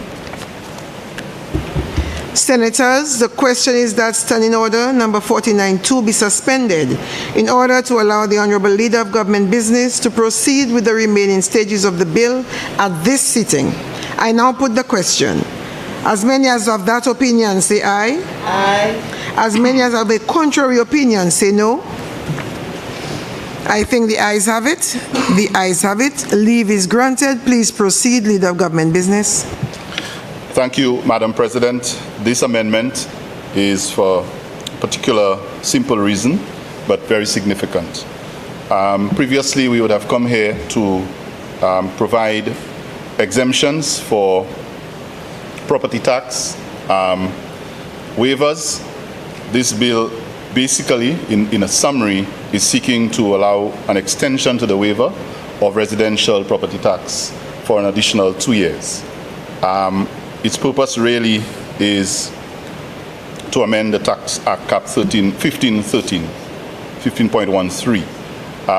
In particular, Madam President, if we look at Section 7, there are special exemptions provided for the extension of the additional 2 years. And subsection 1, we've been we're going to have to delete paragraph 1 and submit the relevant detailed information to allow for the exemption of these taxes to be waived for an additional 2 years. It really, Madam President, is basically giving an incentive to persons who have residential properties. We understand that there are many ways in which you can provide support and you can cause the situation for people who have expenses to be able to get some relief. And that is an additional 2 years to allow for that. And so I think it's good news for property owners, particularly residential property owners in this country, to enjoy these benefits. And I hope that they do so. And this amendment makes provisions for this. So I ask the Senate to provide support for this amendment. Senators, the question is that the Land and House Tax Amendment number 2 bill be read a second time. Senator Lee. Thank you, Madam President. Before I start, let me just join in with my colleagues in expressing condolences to my colleague, Independent Senator Embert Charles, and his family on the passing of his sister, Lorraine. I've already expressed my personal condolences, so I'm just doing so publicly now. Permit me, Madam President, just to make a very, very short intervention in relation to this matter. I noticed when I read this Amendment Act that we have for almost a decade now been coming to the House to grant a waiver of house and land tax with regard to residential premises or properties. And in my simple thinking, it means that the government has recognized, and it's both governments, I believe, have done this, recognized the necessity of giving or granting to the citizens relief in terms of the house and land tax that is imposed on their residential properties. And it occurs to me that if for almost a decade now we have realized the utility of this action, why don't we take, and I don't believe it's such a difficult or courageous step, I don't want to go as far as saying abolishing the provision, because I recognize that economic situations change, the government may need to address its financial needs in other ways going forward. But if we recognize that for at least the last 10 years, and I don't foresee any drastic change happening anytime soon, perhaps we can suspend on an indefinite basis the provisions of the Land and House Tax Act as relates to residential properties. So I'd like to make this humble submission. I know that we are beginning to get into the budget preparation process, and perhaps coming up next year, this is something that the government can take on board. And let us take what I believe is a reasonable action in suspending indefinitely the operation of the house and land tax as relates to residential property, rather than coming every year on an annual basis to do exactly the same thing. And so I'd just like to encourage the Leader of Government Business to take my humble suggestion back to him when he's engaged in the budgetary process, that the government give some consideration to this action. Thank you, Madam President. Senator Fady. Thank you, Madam President. Just a brief comment on the Land and House Tax Amendment as proposed here today by the Leader of Government Business. Madam President, I remember during COVID when many residents found it difficult to, or owners of residential property rather, found it difficult to meet their obligations to commercial institutions, i.e. banks. And as part of a package to give relief to these owners of residential properties, the government in which I had the privilege to be part of at the time found it necessary to do that. And so this move is very familiar to me, and it has no doubt continued to give significant relief to hundreds of owners of residential property.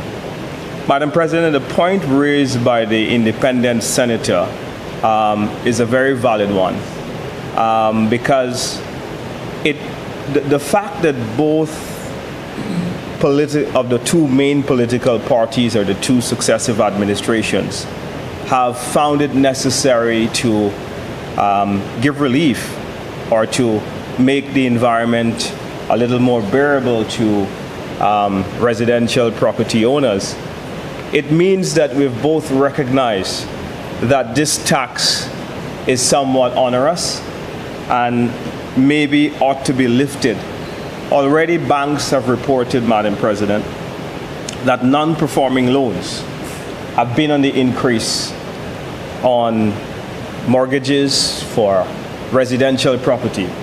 This, Madam President, has affected the confidence of commercial lending institutions to lend generally.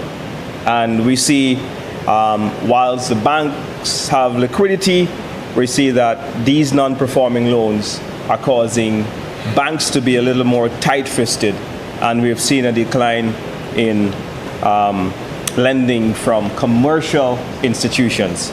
On the credit union front, though, we see that there are increases. But, Madam President, the property tax is one of the measures we could use to give relief to people so that we can make property ownership that much more affordable to many families who are still dreaming and aspiring to get into home ownership. It is a very, very difficult thing. And too many people that are low-income families, this is just completely out of their reach because of the excessive interest rates that they have got to pay to commercial institutions, because of all of the associated fees. I mean, property tax is just one of them, but then you've got, when people are getting into home ownership, then the whole question of vendors tax and all the other stuff comes into play. So, Madam President, I do support any measure to look at this as a long-term initiative to try to make it a lot easier for homeowners. Maybe the government can consider a tier system to look at people that are earning below a certain level that can be exempt from paying this for a certain period, or exempt from paying it altogether. So, Madam President, I just wanted to submit this brief comment to the Act, or the amendment as positioned here by the Leader of Government Business.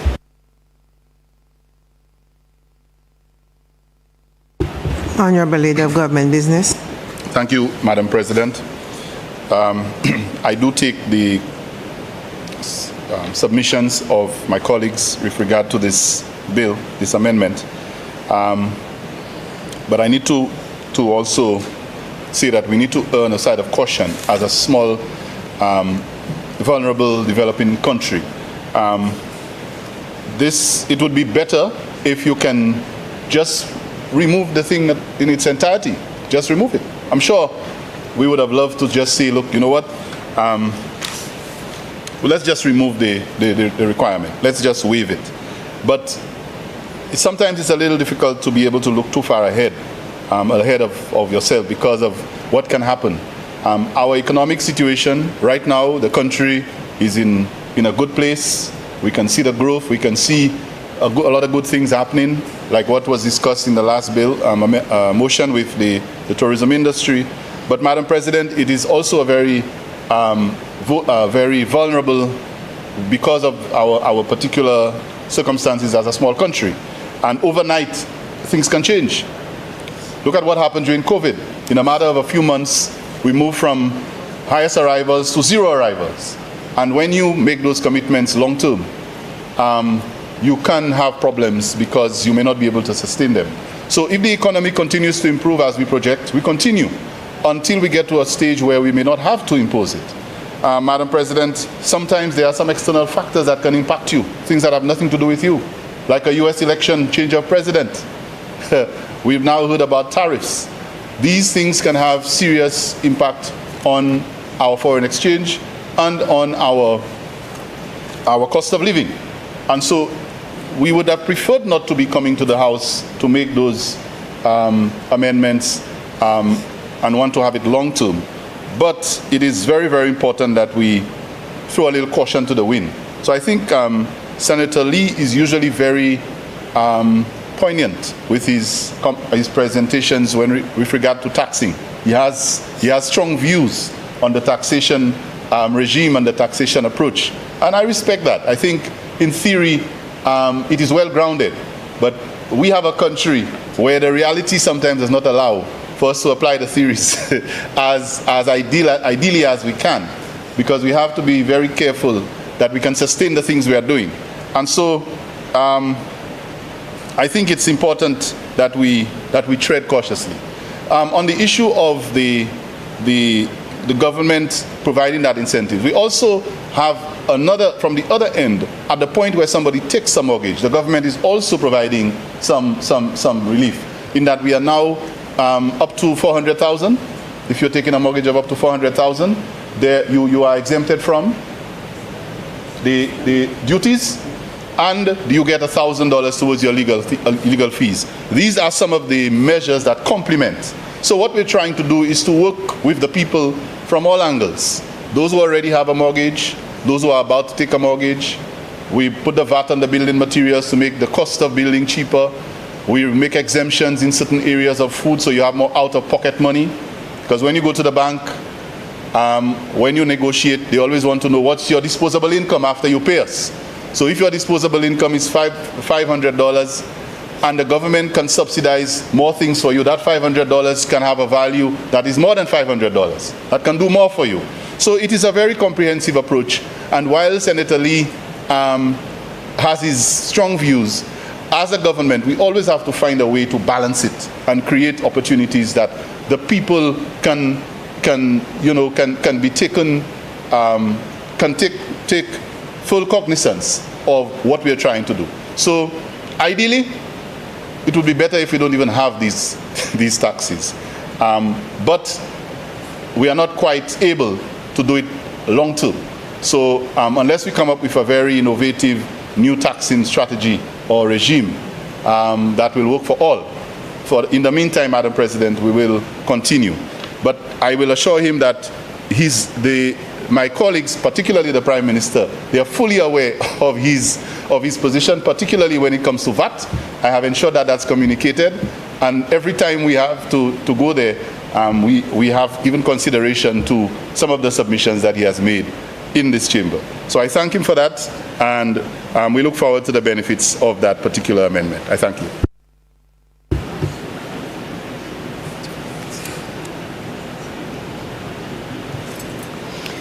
Senators, the question is that the Land and House Tax Amendment number 2 bill be read a second time. I now put the question. As many as of that opinion say aye. Aye. As many as of a contrary opinion say no. I think the ayes have it. The ayes have it. An act to amend the Land and House Tax Act Cap 15.13.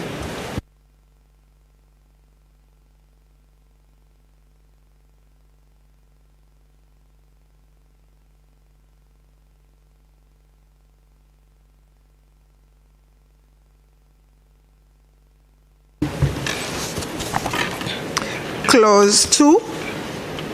Amendment of Section 7. Clause 2 stands part of the bill. Aye. Clause 1. Short title. Clause 1 stands part of the bill. Aye. Senators, the question is that the committee rises and the bill be reported. I now put the question. As many as of that opinion say aye. Aye. As many as of a contrary opinion say no. I think the ayes have it. The ayes have it.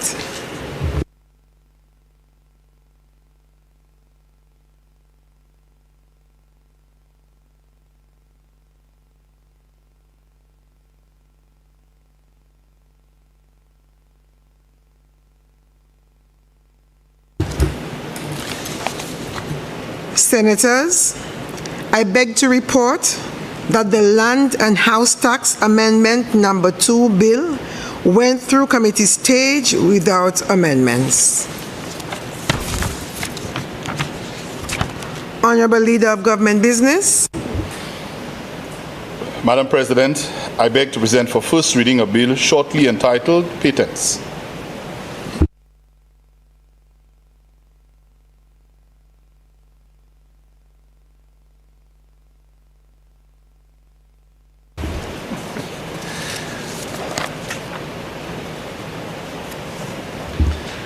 Madam President, I did something called vapor. My apologies. Yes, Madam President, I beg that the report of the committee be adopted and that the bill be read a third time and passed. Senators, the question is that the report of the committee be adopted and that the Land and House Tax Amendment Number 2 bill be read a third time and passed. I now put the question. As many as of that opinion say aye. Aye. As many as are of a contrary opinion say no. I think the ayes have it. The ayes have it. Be it enacted by the King's Most Excellent Majesty, by and with the advice and consent of the House of Assembly and the Senate of St. Lucia, and by the authority of the same as follows. This Act may be cited as the Land and House Tax Amendment Number 2 Act 2024. Honorable Leader of Government Business. Madam President, I beg to present for first reading a bill shortly entitled Patents. Patents. Honorable Leader of Government Business. Madam President, I beg to move that the bill be presented for second reading at the next or subsequent sitting of the Senate. Honorable Leader of Government Business. Madam President, I wish to be able to remain standing for the next two, if you don't mind. Madam President, I beg to present for first reading a bill shortly entitled Non-Government Organizations Amendment. Non-Governmental Organizations Amendments. Leader of Government Business. Madam President, I beg to move that this bill be presented for second reading at the next or subsequent sitting of the Senate. Honorable Leader of Government Business. Madam President, I beg to move for the first reading of a bill shortly entitled Banking Amendments. Banking Amendments. Honorable Leader of Government Business. Madam President, I beg to move that this bill be presented for second reading at the next or subsequent reading of the Senate. Honorable Leader of Government Business.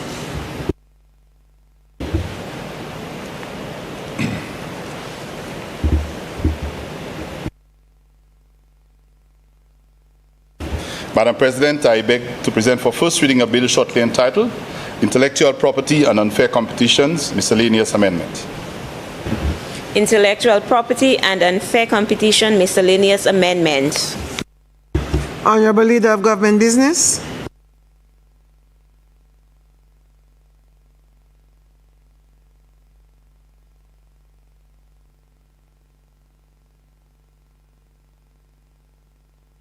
Let me start again. For the record, Madam President, I beg to move that for the suspension of Standing Order 49-2 to allow this bill to go through its remaining stages at this sitting. Senators, the question is that Standing Order 49-2 be suspended in order to allow the Honorable Leader of Government Business to proceed with the remaining stages of the bill at this sitting. I now put the question. As many as of that opinion say aye. Aye. As many as of a contrary opinion say no. I think the ayes have it. The ayes have it. Leave is granted. Please proceed, Leader of Government Business. Madam President, I beg to present for second reading a bill shortly entitled Intellectual Property and Unfair Competitions Miscellaneous Amendment. Madam President, the purpose of this bill is to amend the Copyright Act, and that is Cap 1307, the Geographical Indications Act, Cap 1314, the Industrial Designs Act, Cap 1329, the Layout Designs, Topographies, and Integrated Circuits Act, Cap 1316, and Protection Against Unfair Competition Act, Cap 1328, and the Trademarks Act, Cap 1330. So all of these would be incorporated there, or would be in some way impacted. Madam President, the bill provides for the amendment of the aforementioned legislation to remove references to the Minister of Responsibility for Intellectual Property and substituting with the Attorney General. According to this bill, Madam President, it seeks to give the administration of the legal legislation to the Attorney General as opposed to the Minister responsible for intellectual property. In our case, that would have been an additional responsibility for the Honorable Prime Minister, and so now it essentially gives that responsibility more appropriately to the legal head of the government, which is the Attorney General. So essentially this is the intention of the amendment. So I present it to this chamber for its approval. Senators, the question is that Intellectual Property and Unfair Competition Miscellaneous Amendments Bill be read a second time.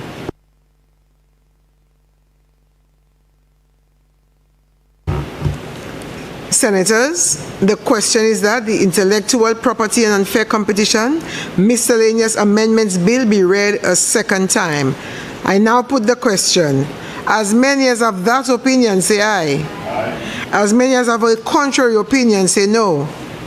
I think the ayes have it. The ayes have it.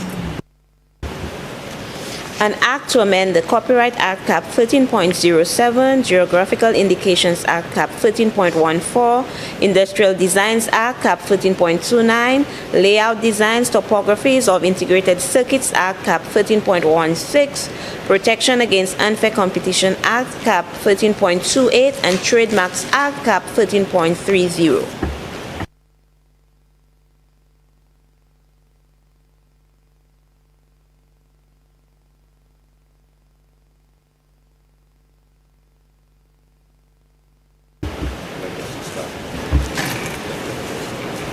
Clause 2.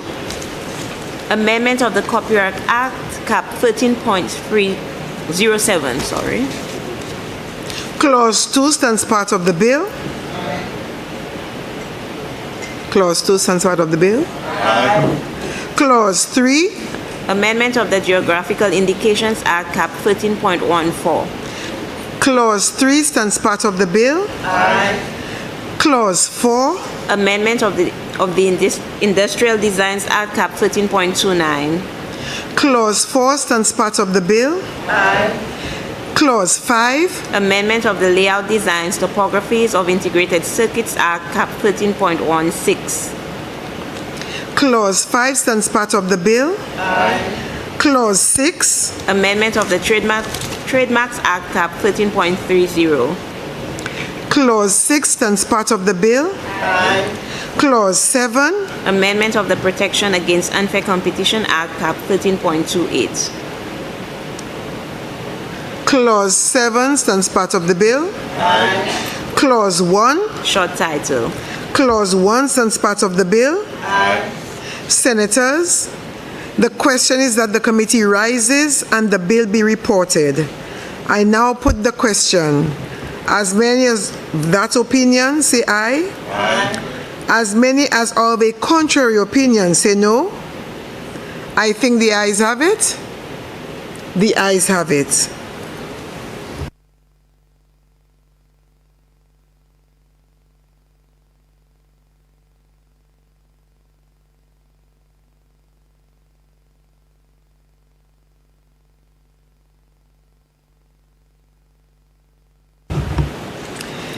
Senators, I beg to report that the Intellectual Property and Unfair Competition Miscellaneous Amendments Bill went through committee stage without amendments.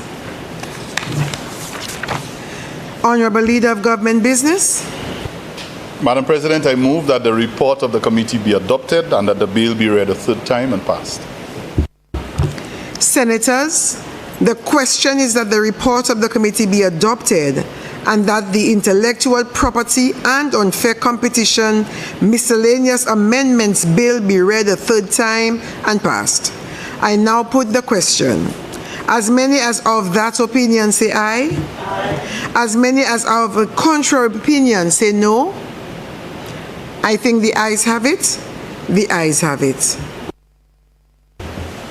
Be it enacted by the King's Most Excellent Majesty, by and with the advice and consent of the House of Assembly and the Senate of St. Lucia, and by the authority of the same as follows. This Act may be cited as the Intellectual Property and Unfair Competition Miscellaneous Amendments Act 2024. Honorable Leader of Government Business. Madam President, I beg to present for first reading a bill shortly entitled National Insurance Corporation Amendment. National Insurance Corporation Amendment. Honorable Leader of Government Business. Madam President, I move for the suspension of Standing Order 49-2 to allow this bill to go through its remaining stages at this sitting. Senators, the question is that Standing Order 49-2 be suspended in order to allow the Honorable Leader of Government Business to proceed with the remaining stages of the bill at this sitting. I now put the question. As many as of that opinion say aye. Aye. As many as of a contrary opinion say no. I think the ayes have it. The ayes have it. Leave is granted. Please proceed, Leader of Government Business. Thank you, Madam President. I beg to present for second reading a bill shortly entitled National Insurance Corporation Amendment.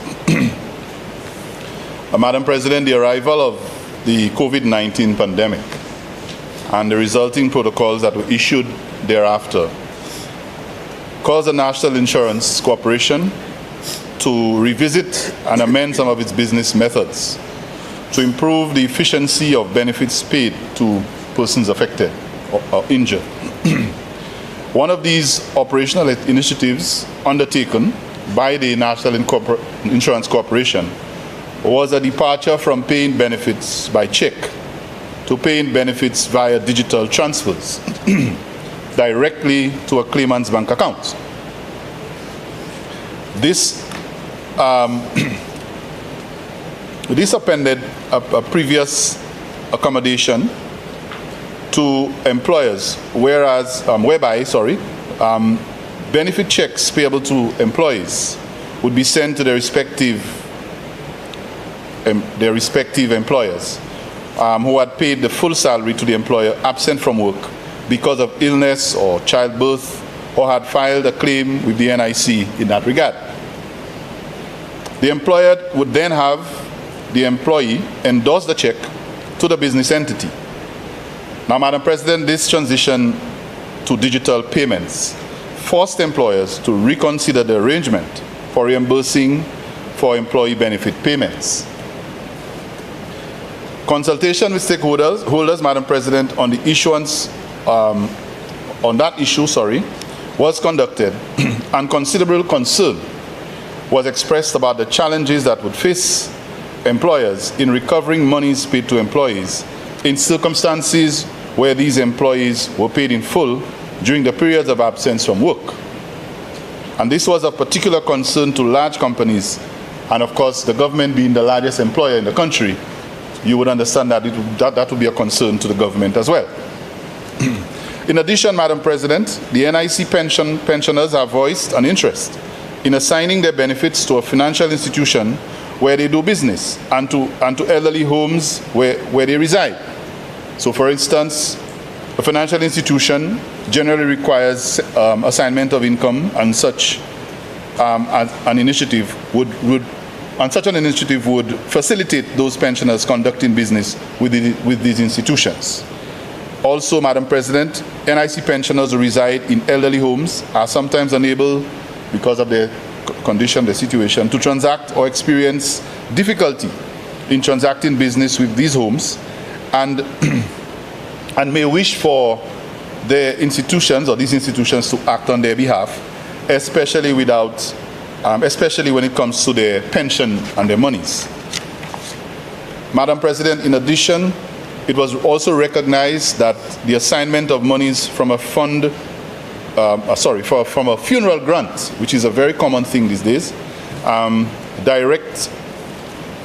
directly to a funeral home, would assist the personal representatives of the deceased in meeting the cost of funeral expenses by reducing the amount immediately payable for a funeral. Funeral homes are more likely to allow credit with the certainty that the eventual receipt of the monies from the funeral grant is coming from the NIC. Madam President, in light of the above, the proposed amendments of Section 38 of the Act allows for a beneficiary to be able to instruct the NIC to do the following. 1, or A, a short-term benefit directly to his or her employers.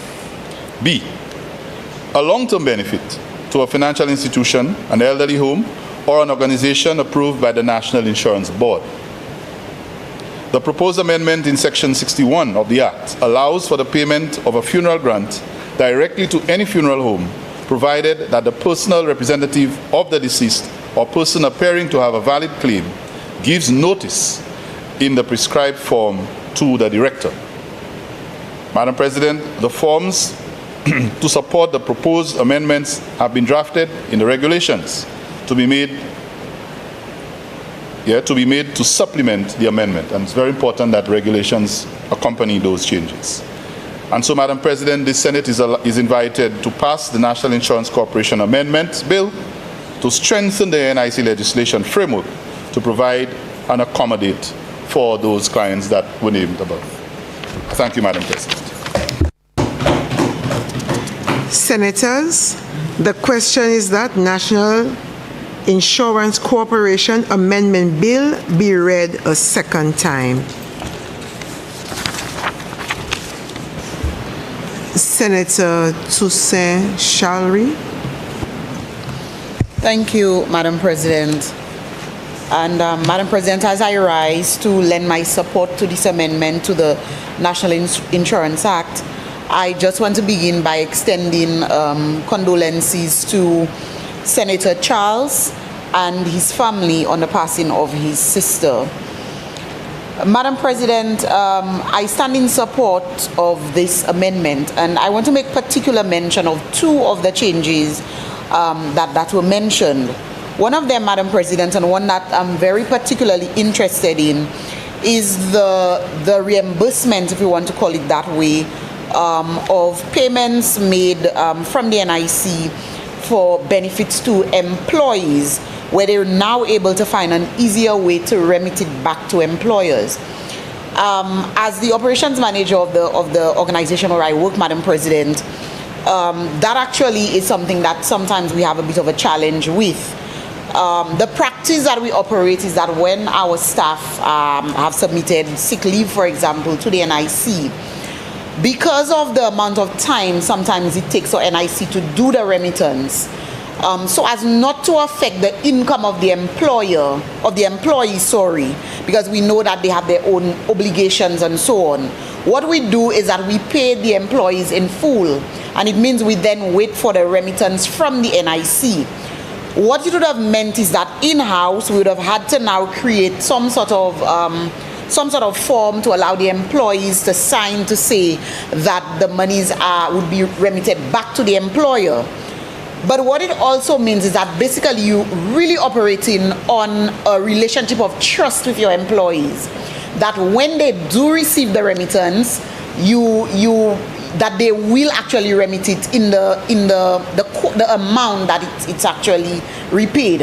And so what that will do, that particular amendment will do, is to really strengthen that arrangement that we have. And I'm pretty sure that there are many other organizations who actually do that. So whilst we're assisting the employees, it means that from the employer side, we're getting that sort of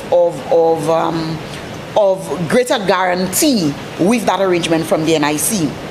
I'm also particularly excited about the aspect of being able to now, the NIC being able to now make remittances directly, for example, to elderly homes.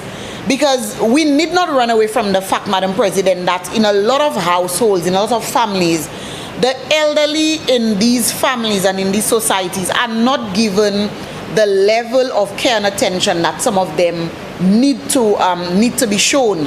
And so sometimes you get situations where these elderly persons are in elderly care homes.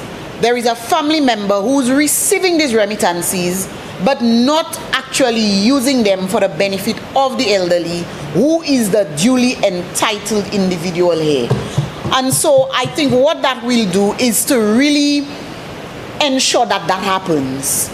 These individuals have given their life, they've given service to the country, they've given service in terms of whatever employment that they had been in. And they did that whilst the NIC was being deducted in the hope that when they get to that point after retirement, that these monies would be used for their benefit. And so I think that this will really help to ensure that their earnings are now used for the benefit or for the purpose for which it was intended. And so with these two, drawing down on these two particular amendments, Madam President, I just want to place on record my support for this amendment and to say that I endorse it fully. I thank you.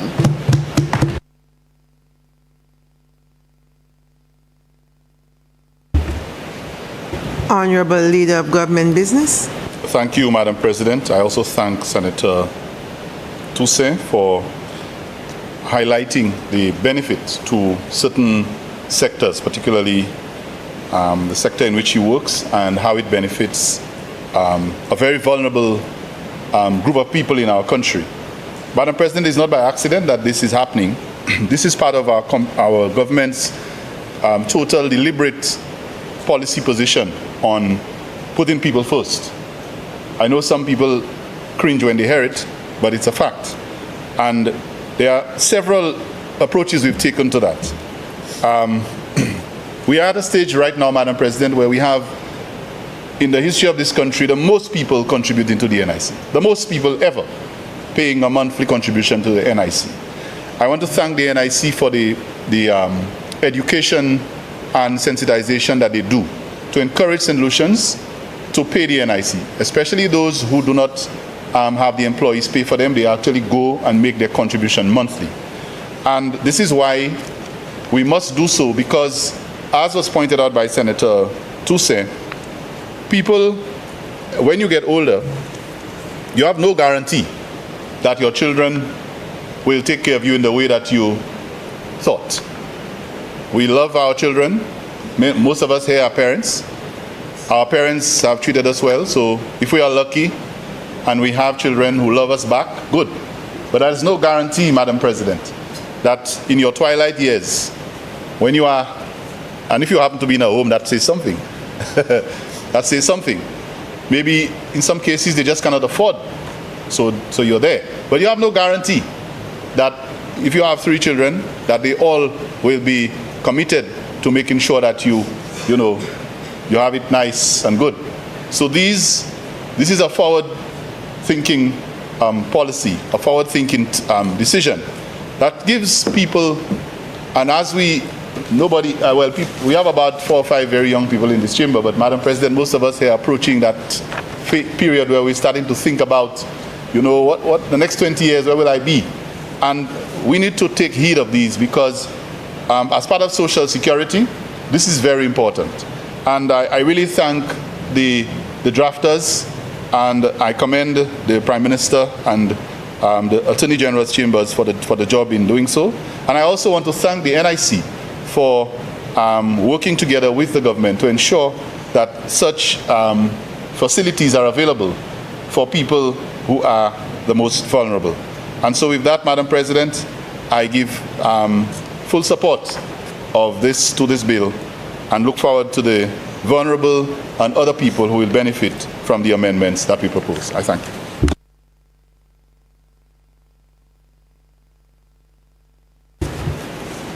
Senators, the question is that the National Insurance Corporation Amendment Bill be read a second time. I now put the question. As many as of that opinion say aye. As many as of a contrary opinion say no. I think the ayes have it. The ayes have it. An act to amend the National Insurance Corporation Act, Cap 16.01.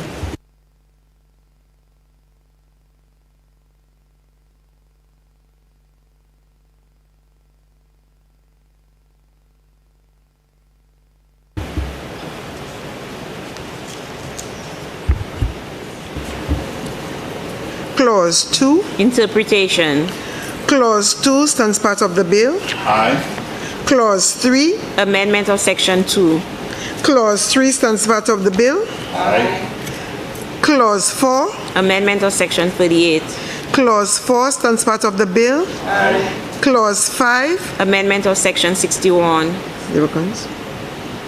Madam, if I can just point out in clause 5, subsection 2B, that's on page 7.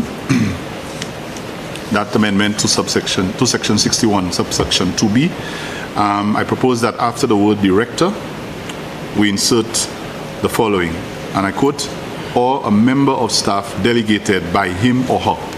That was an amendment made in the House. Yes, it was. Okay, so we're doing it, it's We the are House. just We are doing making that likewise. correction. Yes, correct. Yes. So, Senators, are we all on board? Page 7 of your Act, Clause 5, subsection 2B. After the word director, we insert or a member of staff delegated by him or her. We all on board? Okay. Clause 5 stands part of the bill. Aye. Clause 1. Short title. Clause 1 stands part of the bill. Aye.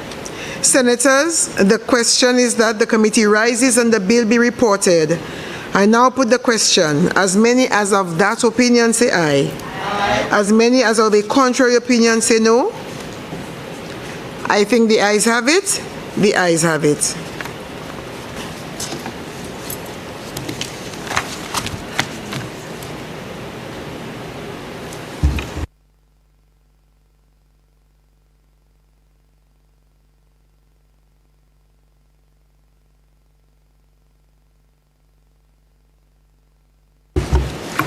Senators, I beg to report that the National Insurance Cooperation Amendment Bill went through committee stage without amendments. Honorable Leader of Government Business. Madam President, I move that the report of the committee be adopted and that the bill be read a third time and passed. Senators, the question is that the report of the committee be adopted and that the National Insurance Cooperation Amendment Bill be read a third time and passed. I now put the question. As many as of that opinion say aye. Aye. As many as of a contrary opinion say no. I think the ayes have it. The ayes have it. Be it enacted by the King's Most Excellent Majesty, by and with the advice and consent of the House of Assembly and the Senate of St. Lucia, and by the authority of the same as follows. This Act may be cited as the National Insurance Corporation Amendment Act 2024. Leader of Government Business. Madam President, I beg to present for first reading a bill shortly entitled Child Justice Amendment.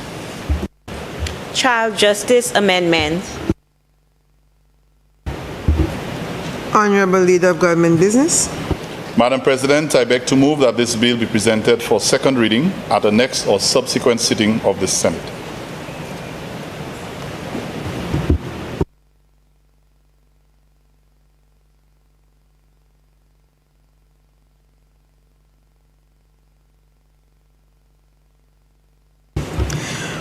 Honorable Leader of Government Business. Thank you, Madam President. Before I move for the adjournment, I beg leave of you to allow for me, and I'm not sure if anyone else would want to, I think this would be our final sitting for the calendar year, to extend greetings, season's greetings, first of all to all members of this chamber, yourself, Madam, the Leader of Opposition Business, and well, his colleagues are not here, but I extend to the opposition, the staff of the Parliament, the security team, the staff of the NTN, who are always here and do a lot of hard work, and everyone who has contributed to the business of the House, those who have to make those copies when we have to make documents of the House instantly, those in the library, everyone, and I know we have had some challenges in the Parliament. I thank everyone who has made it possible for us to conduct the business of this chamber. I also want to extend season's greetings and a safe, happy, and Merry Christmas to the people of this country. all people of this country, particularly the people in the community where I'm from. Deriso, Blanchard, Lacoville, Diga, Tirocher, Angers, Chic, everyone. I want to say also, Madam President, that this Christmas I ask that we spend a little more time in prayer and meditation and reflection.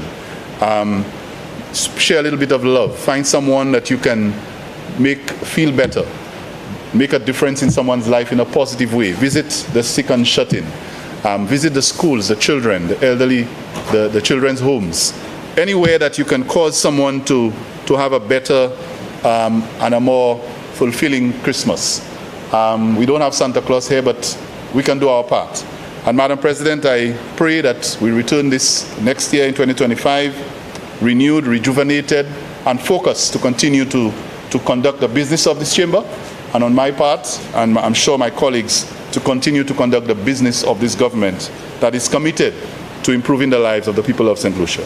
So Merry Christmas to everyone, prosperous 2025, and let's return to continue the good work that we've been doing. I thank you, Madam President.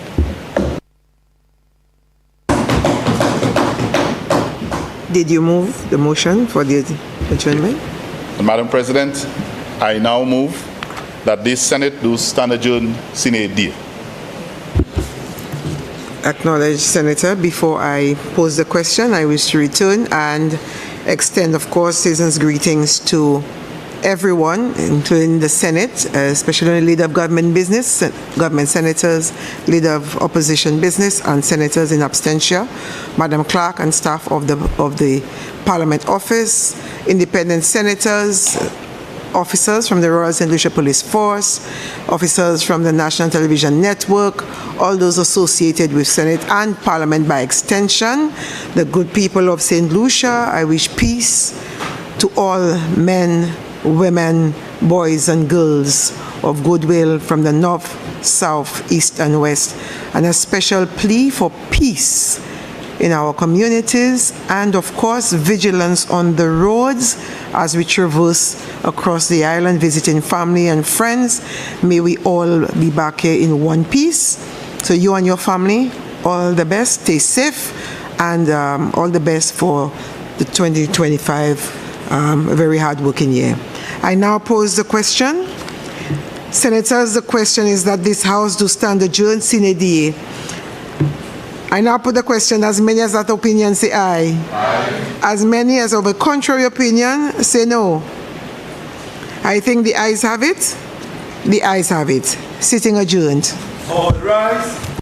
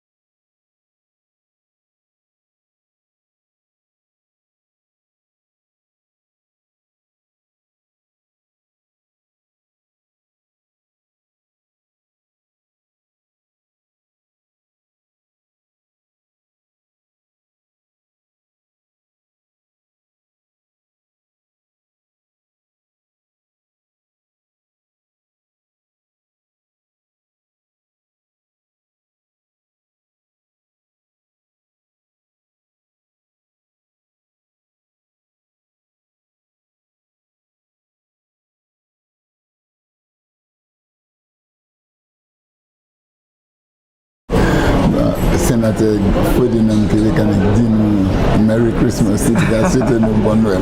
C'est ça qui dit nous, mais quand même pour continuer à dire c'est deuxième motion Parlement approuvé amendement un changement pour développement tourisme, ça c'est une loi qui passait pour improuver avec faire business tourisme primaire pour bailler c'est mon qui a investi fait investissement en affaires tourisme bailler plus encouragement bailler ça qui a créé incentive avec bailler comme ça avec aussi tirer VAT à sur ces bagages là yo ka servi pour tirer pour faire en fait tout ça c'est encouragement pour ces monde là avec tout ça qui a un bénéfice c'est moun qui a fait investissement en affaires tourisme. Sénateur les sénateurs fédérés parler à la société, il dit comme que moun ka dit là c'est seulement touristes qui a fait moun qui a secteur touriste qui a joué tous ces bénéfices moun qui a agriculture avec ces autres secteurs pas qu'à jouer dans chaque intention mais il continue à parler à ce manière il m'a oui sa présentation et puis ça fait CIP avec a dit manière gouvernement ka bail gouvernement ça la bail par CIP $1 billion avec ça en cause en pile halé cassé Jikatan sénateur chef Ferdinand c'est Goubian Ferdinand dit comme que il était ouais exactement qui côté qui ça il joue sous législation il était capable avec ça maintenant en chaque discussion avec Jikatan ça c'est Madame Président m'a dit pour tirer comment on dit ça pour parole ça la dévier ok withdraw you got it avec il refusait faire ça avec Yannick fini du bout de contribution là même Virgin. Yes, and in addition to that we saw among the many bills which were presented there were only 3 that went through all of the stages including the Lands and House Tax Amendment number 2. There was an interesting recommendation or suggestion coming from the independent senator, Dale Lee. He was saying that over the years, both governments have been coming into the House seeking, just waivers on the tax for land and house. And it was, sort of an admission that maybe, this is sort of burdensome on the people because what this Land and House Tax Amendment number 2 seeks to do is to extend the waiver of taxes on land and house for an additional 2 years. And so the independent senator was saying that he made a suggestion that perhaps this tax should just be suspended altogether. It is not because both governments are saying are coming in and always getting the waiver and to that the leader of government business Senator Gideon Ferdinand he was saying it is something they would love to do and he's saying even though now that the economy is on the upswing he's saying because of our vulnerability as a small island developing states, it is sort of a rash move to make because he said in an instant things can change. And he gave the example of COVID. And he gave the example of COVID, and so yes, so that was the discussion, an important contribution on the land and housing tax, the intellectual property and unfair competition. And the National Insurance Corporation Amendment. Of course, this went through to all the stages and they were passed. The National Insurance Corporation Amendment, there was a contribution from the government senator, the government senator, help me there, Kejiana Shalari-Tuse. And she welcomed this bill. She was saying it gives strength to the work of the NIC and employers, and it also ensures that the pensioners receive their just reward, because what part of that bill, one aspect of that bill is that the pensioners could direct the NIC to pay directly to see elderly homes. And she was saying, you know, there are times there's no guarantee that, you know, those elderly people in their homes do receive the benefits, you know. So in a sense, you know, this bill kinds of gives power back into the hands of pensioners. And all in all, this was a very short session, the final session for 2024, Michael. Oui. Avant nous aller, un autre bail qui était intéressant aujourd'hui, nous avons mentionné, c'est qui indépendant, sénateur indépendant Amber Charles.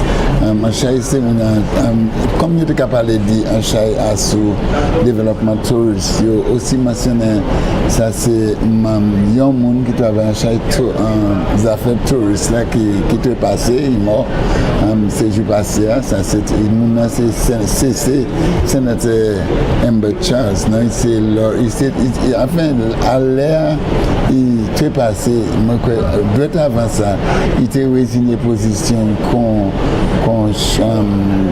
directeur des affaires autorité touriste Saint-Lucie, avec il a été les 17 avec tous ces membres parlement, c'est qu'ils ont offert la force et puis avec à changer le travail là, il fait pour développer les affaires touristes là. Nous aussi ça a mentionné qui aujourd'hui la dernière 3 membres parlement, Sénat là qui partait là, nous tenions Sénat à sous façade gouvernement, marché et partait là c'était sénateur Alice Jean avec à sous façade opposition, nous étions sénateur Harold Stanislas et puis Ferropolis. Mais vous avez fermé, bon? Yes. So thank you so much for staying with us throughout this session. We'd like to wish all our viewers a very Merry Christmas and a peaceful and safe Christmas. On behalf of the entire team, Virgil Leonti, on behalf of my colleague here. Merci un peu, ni une bonne saison Noël, sans désagrément, avec nous gagnons encore l'année prochaine, si Dieu veut.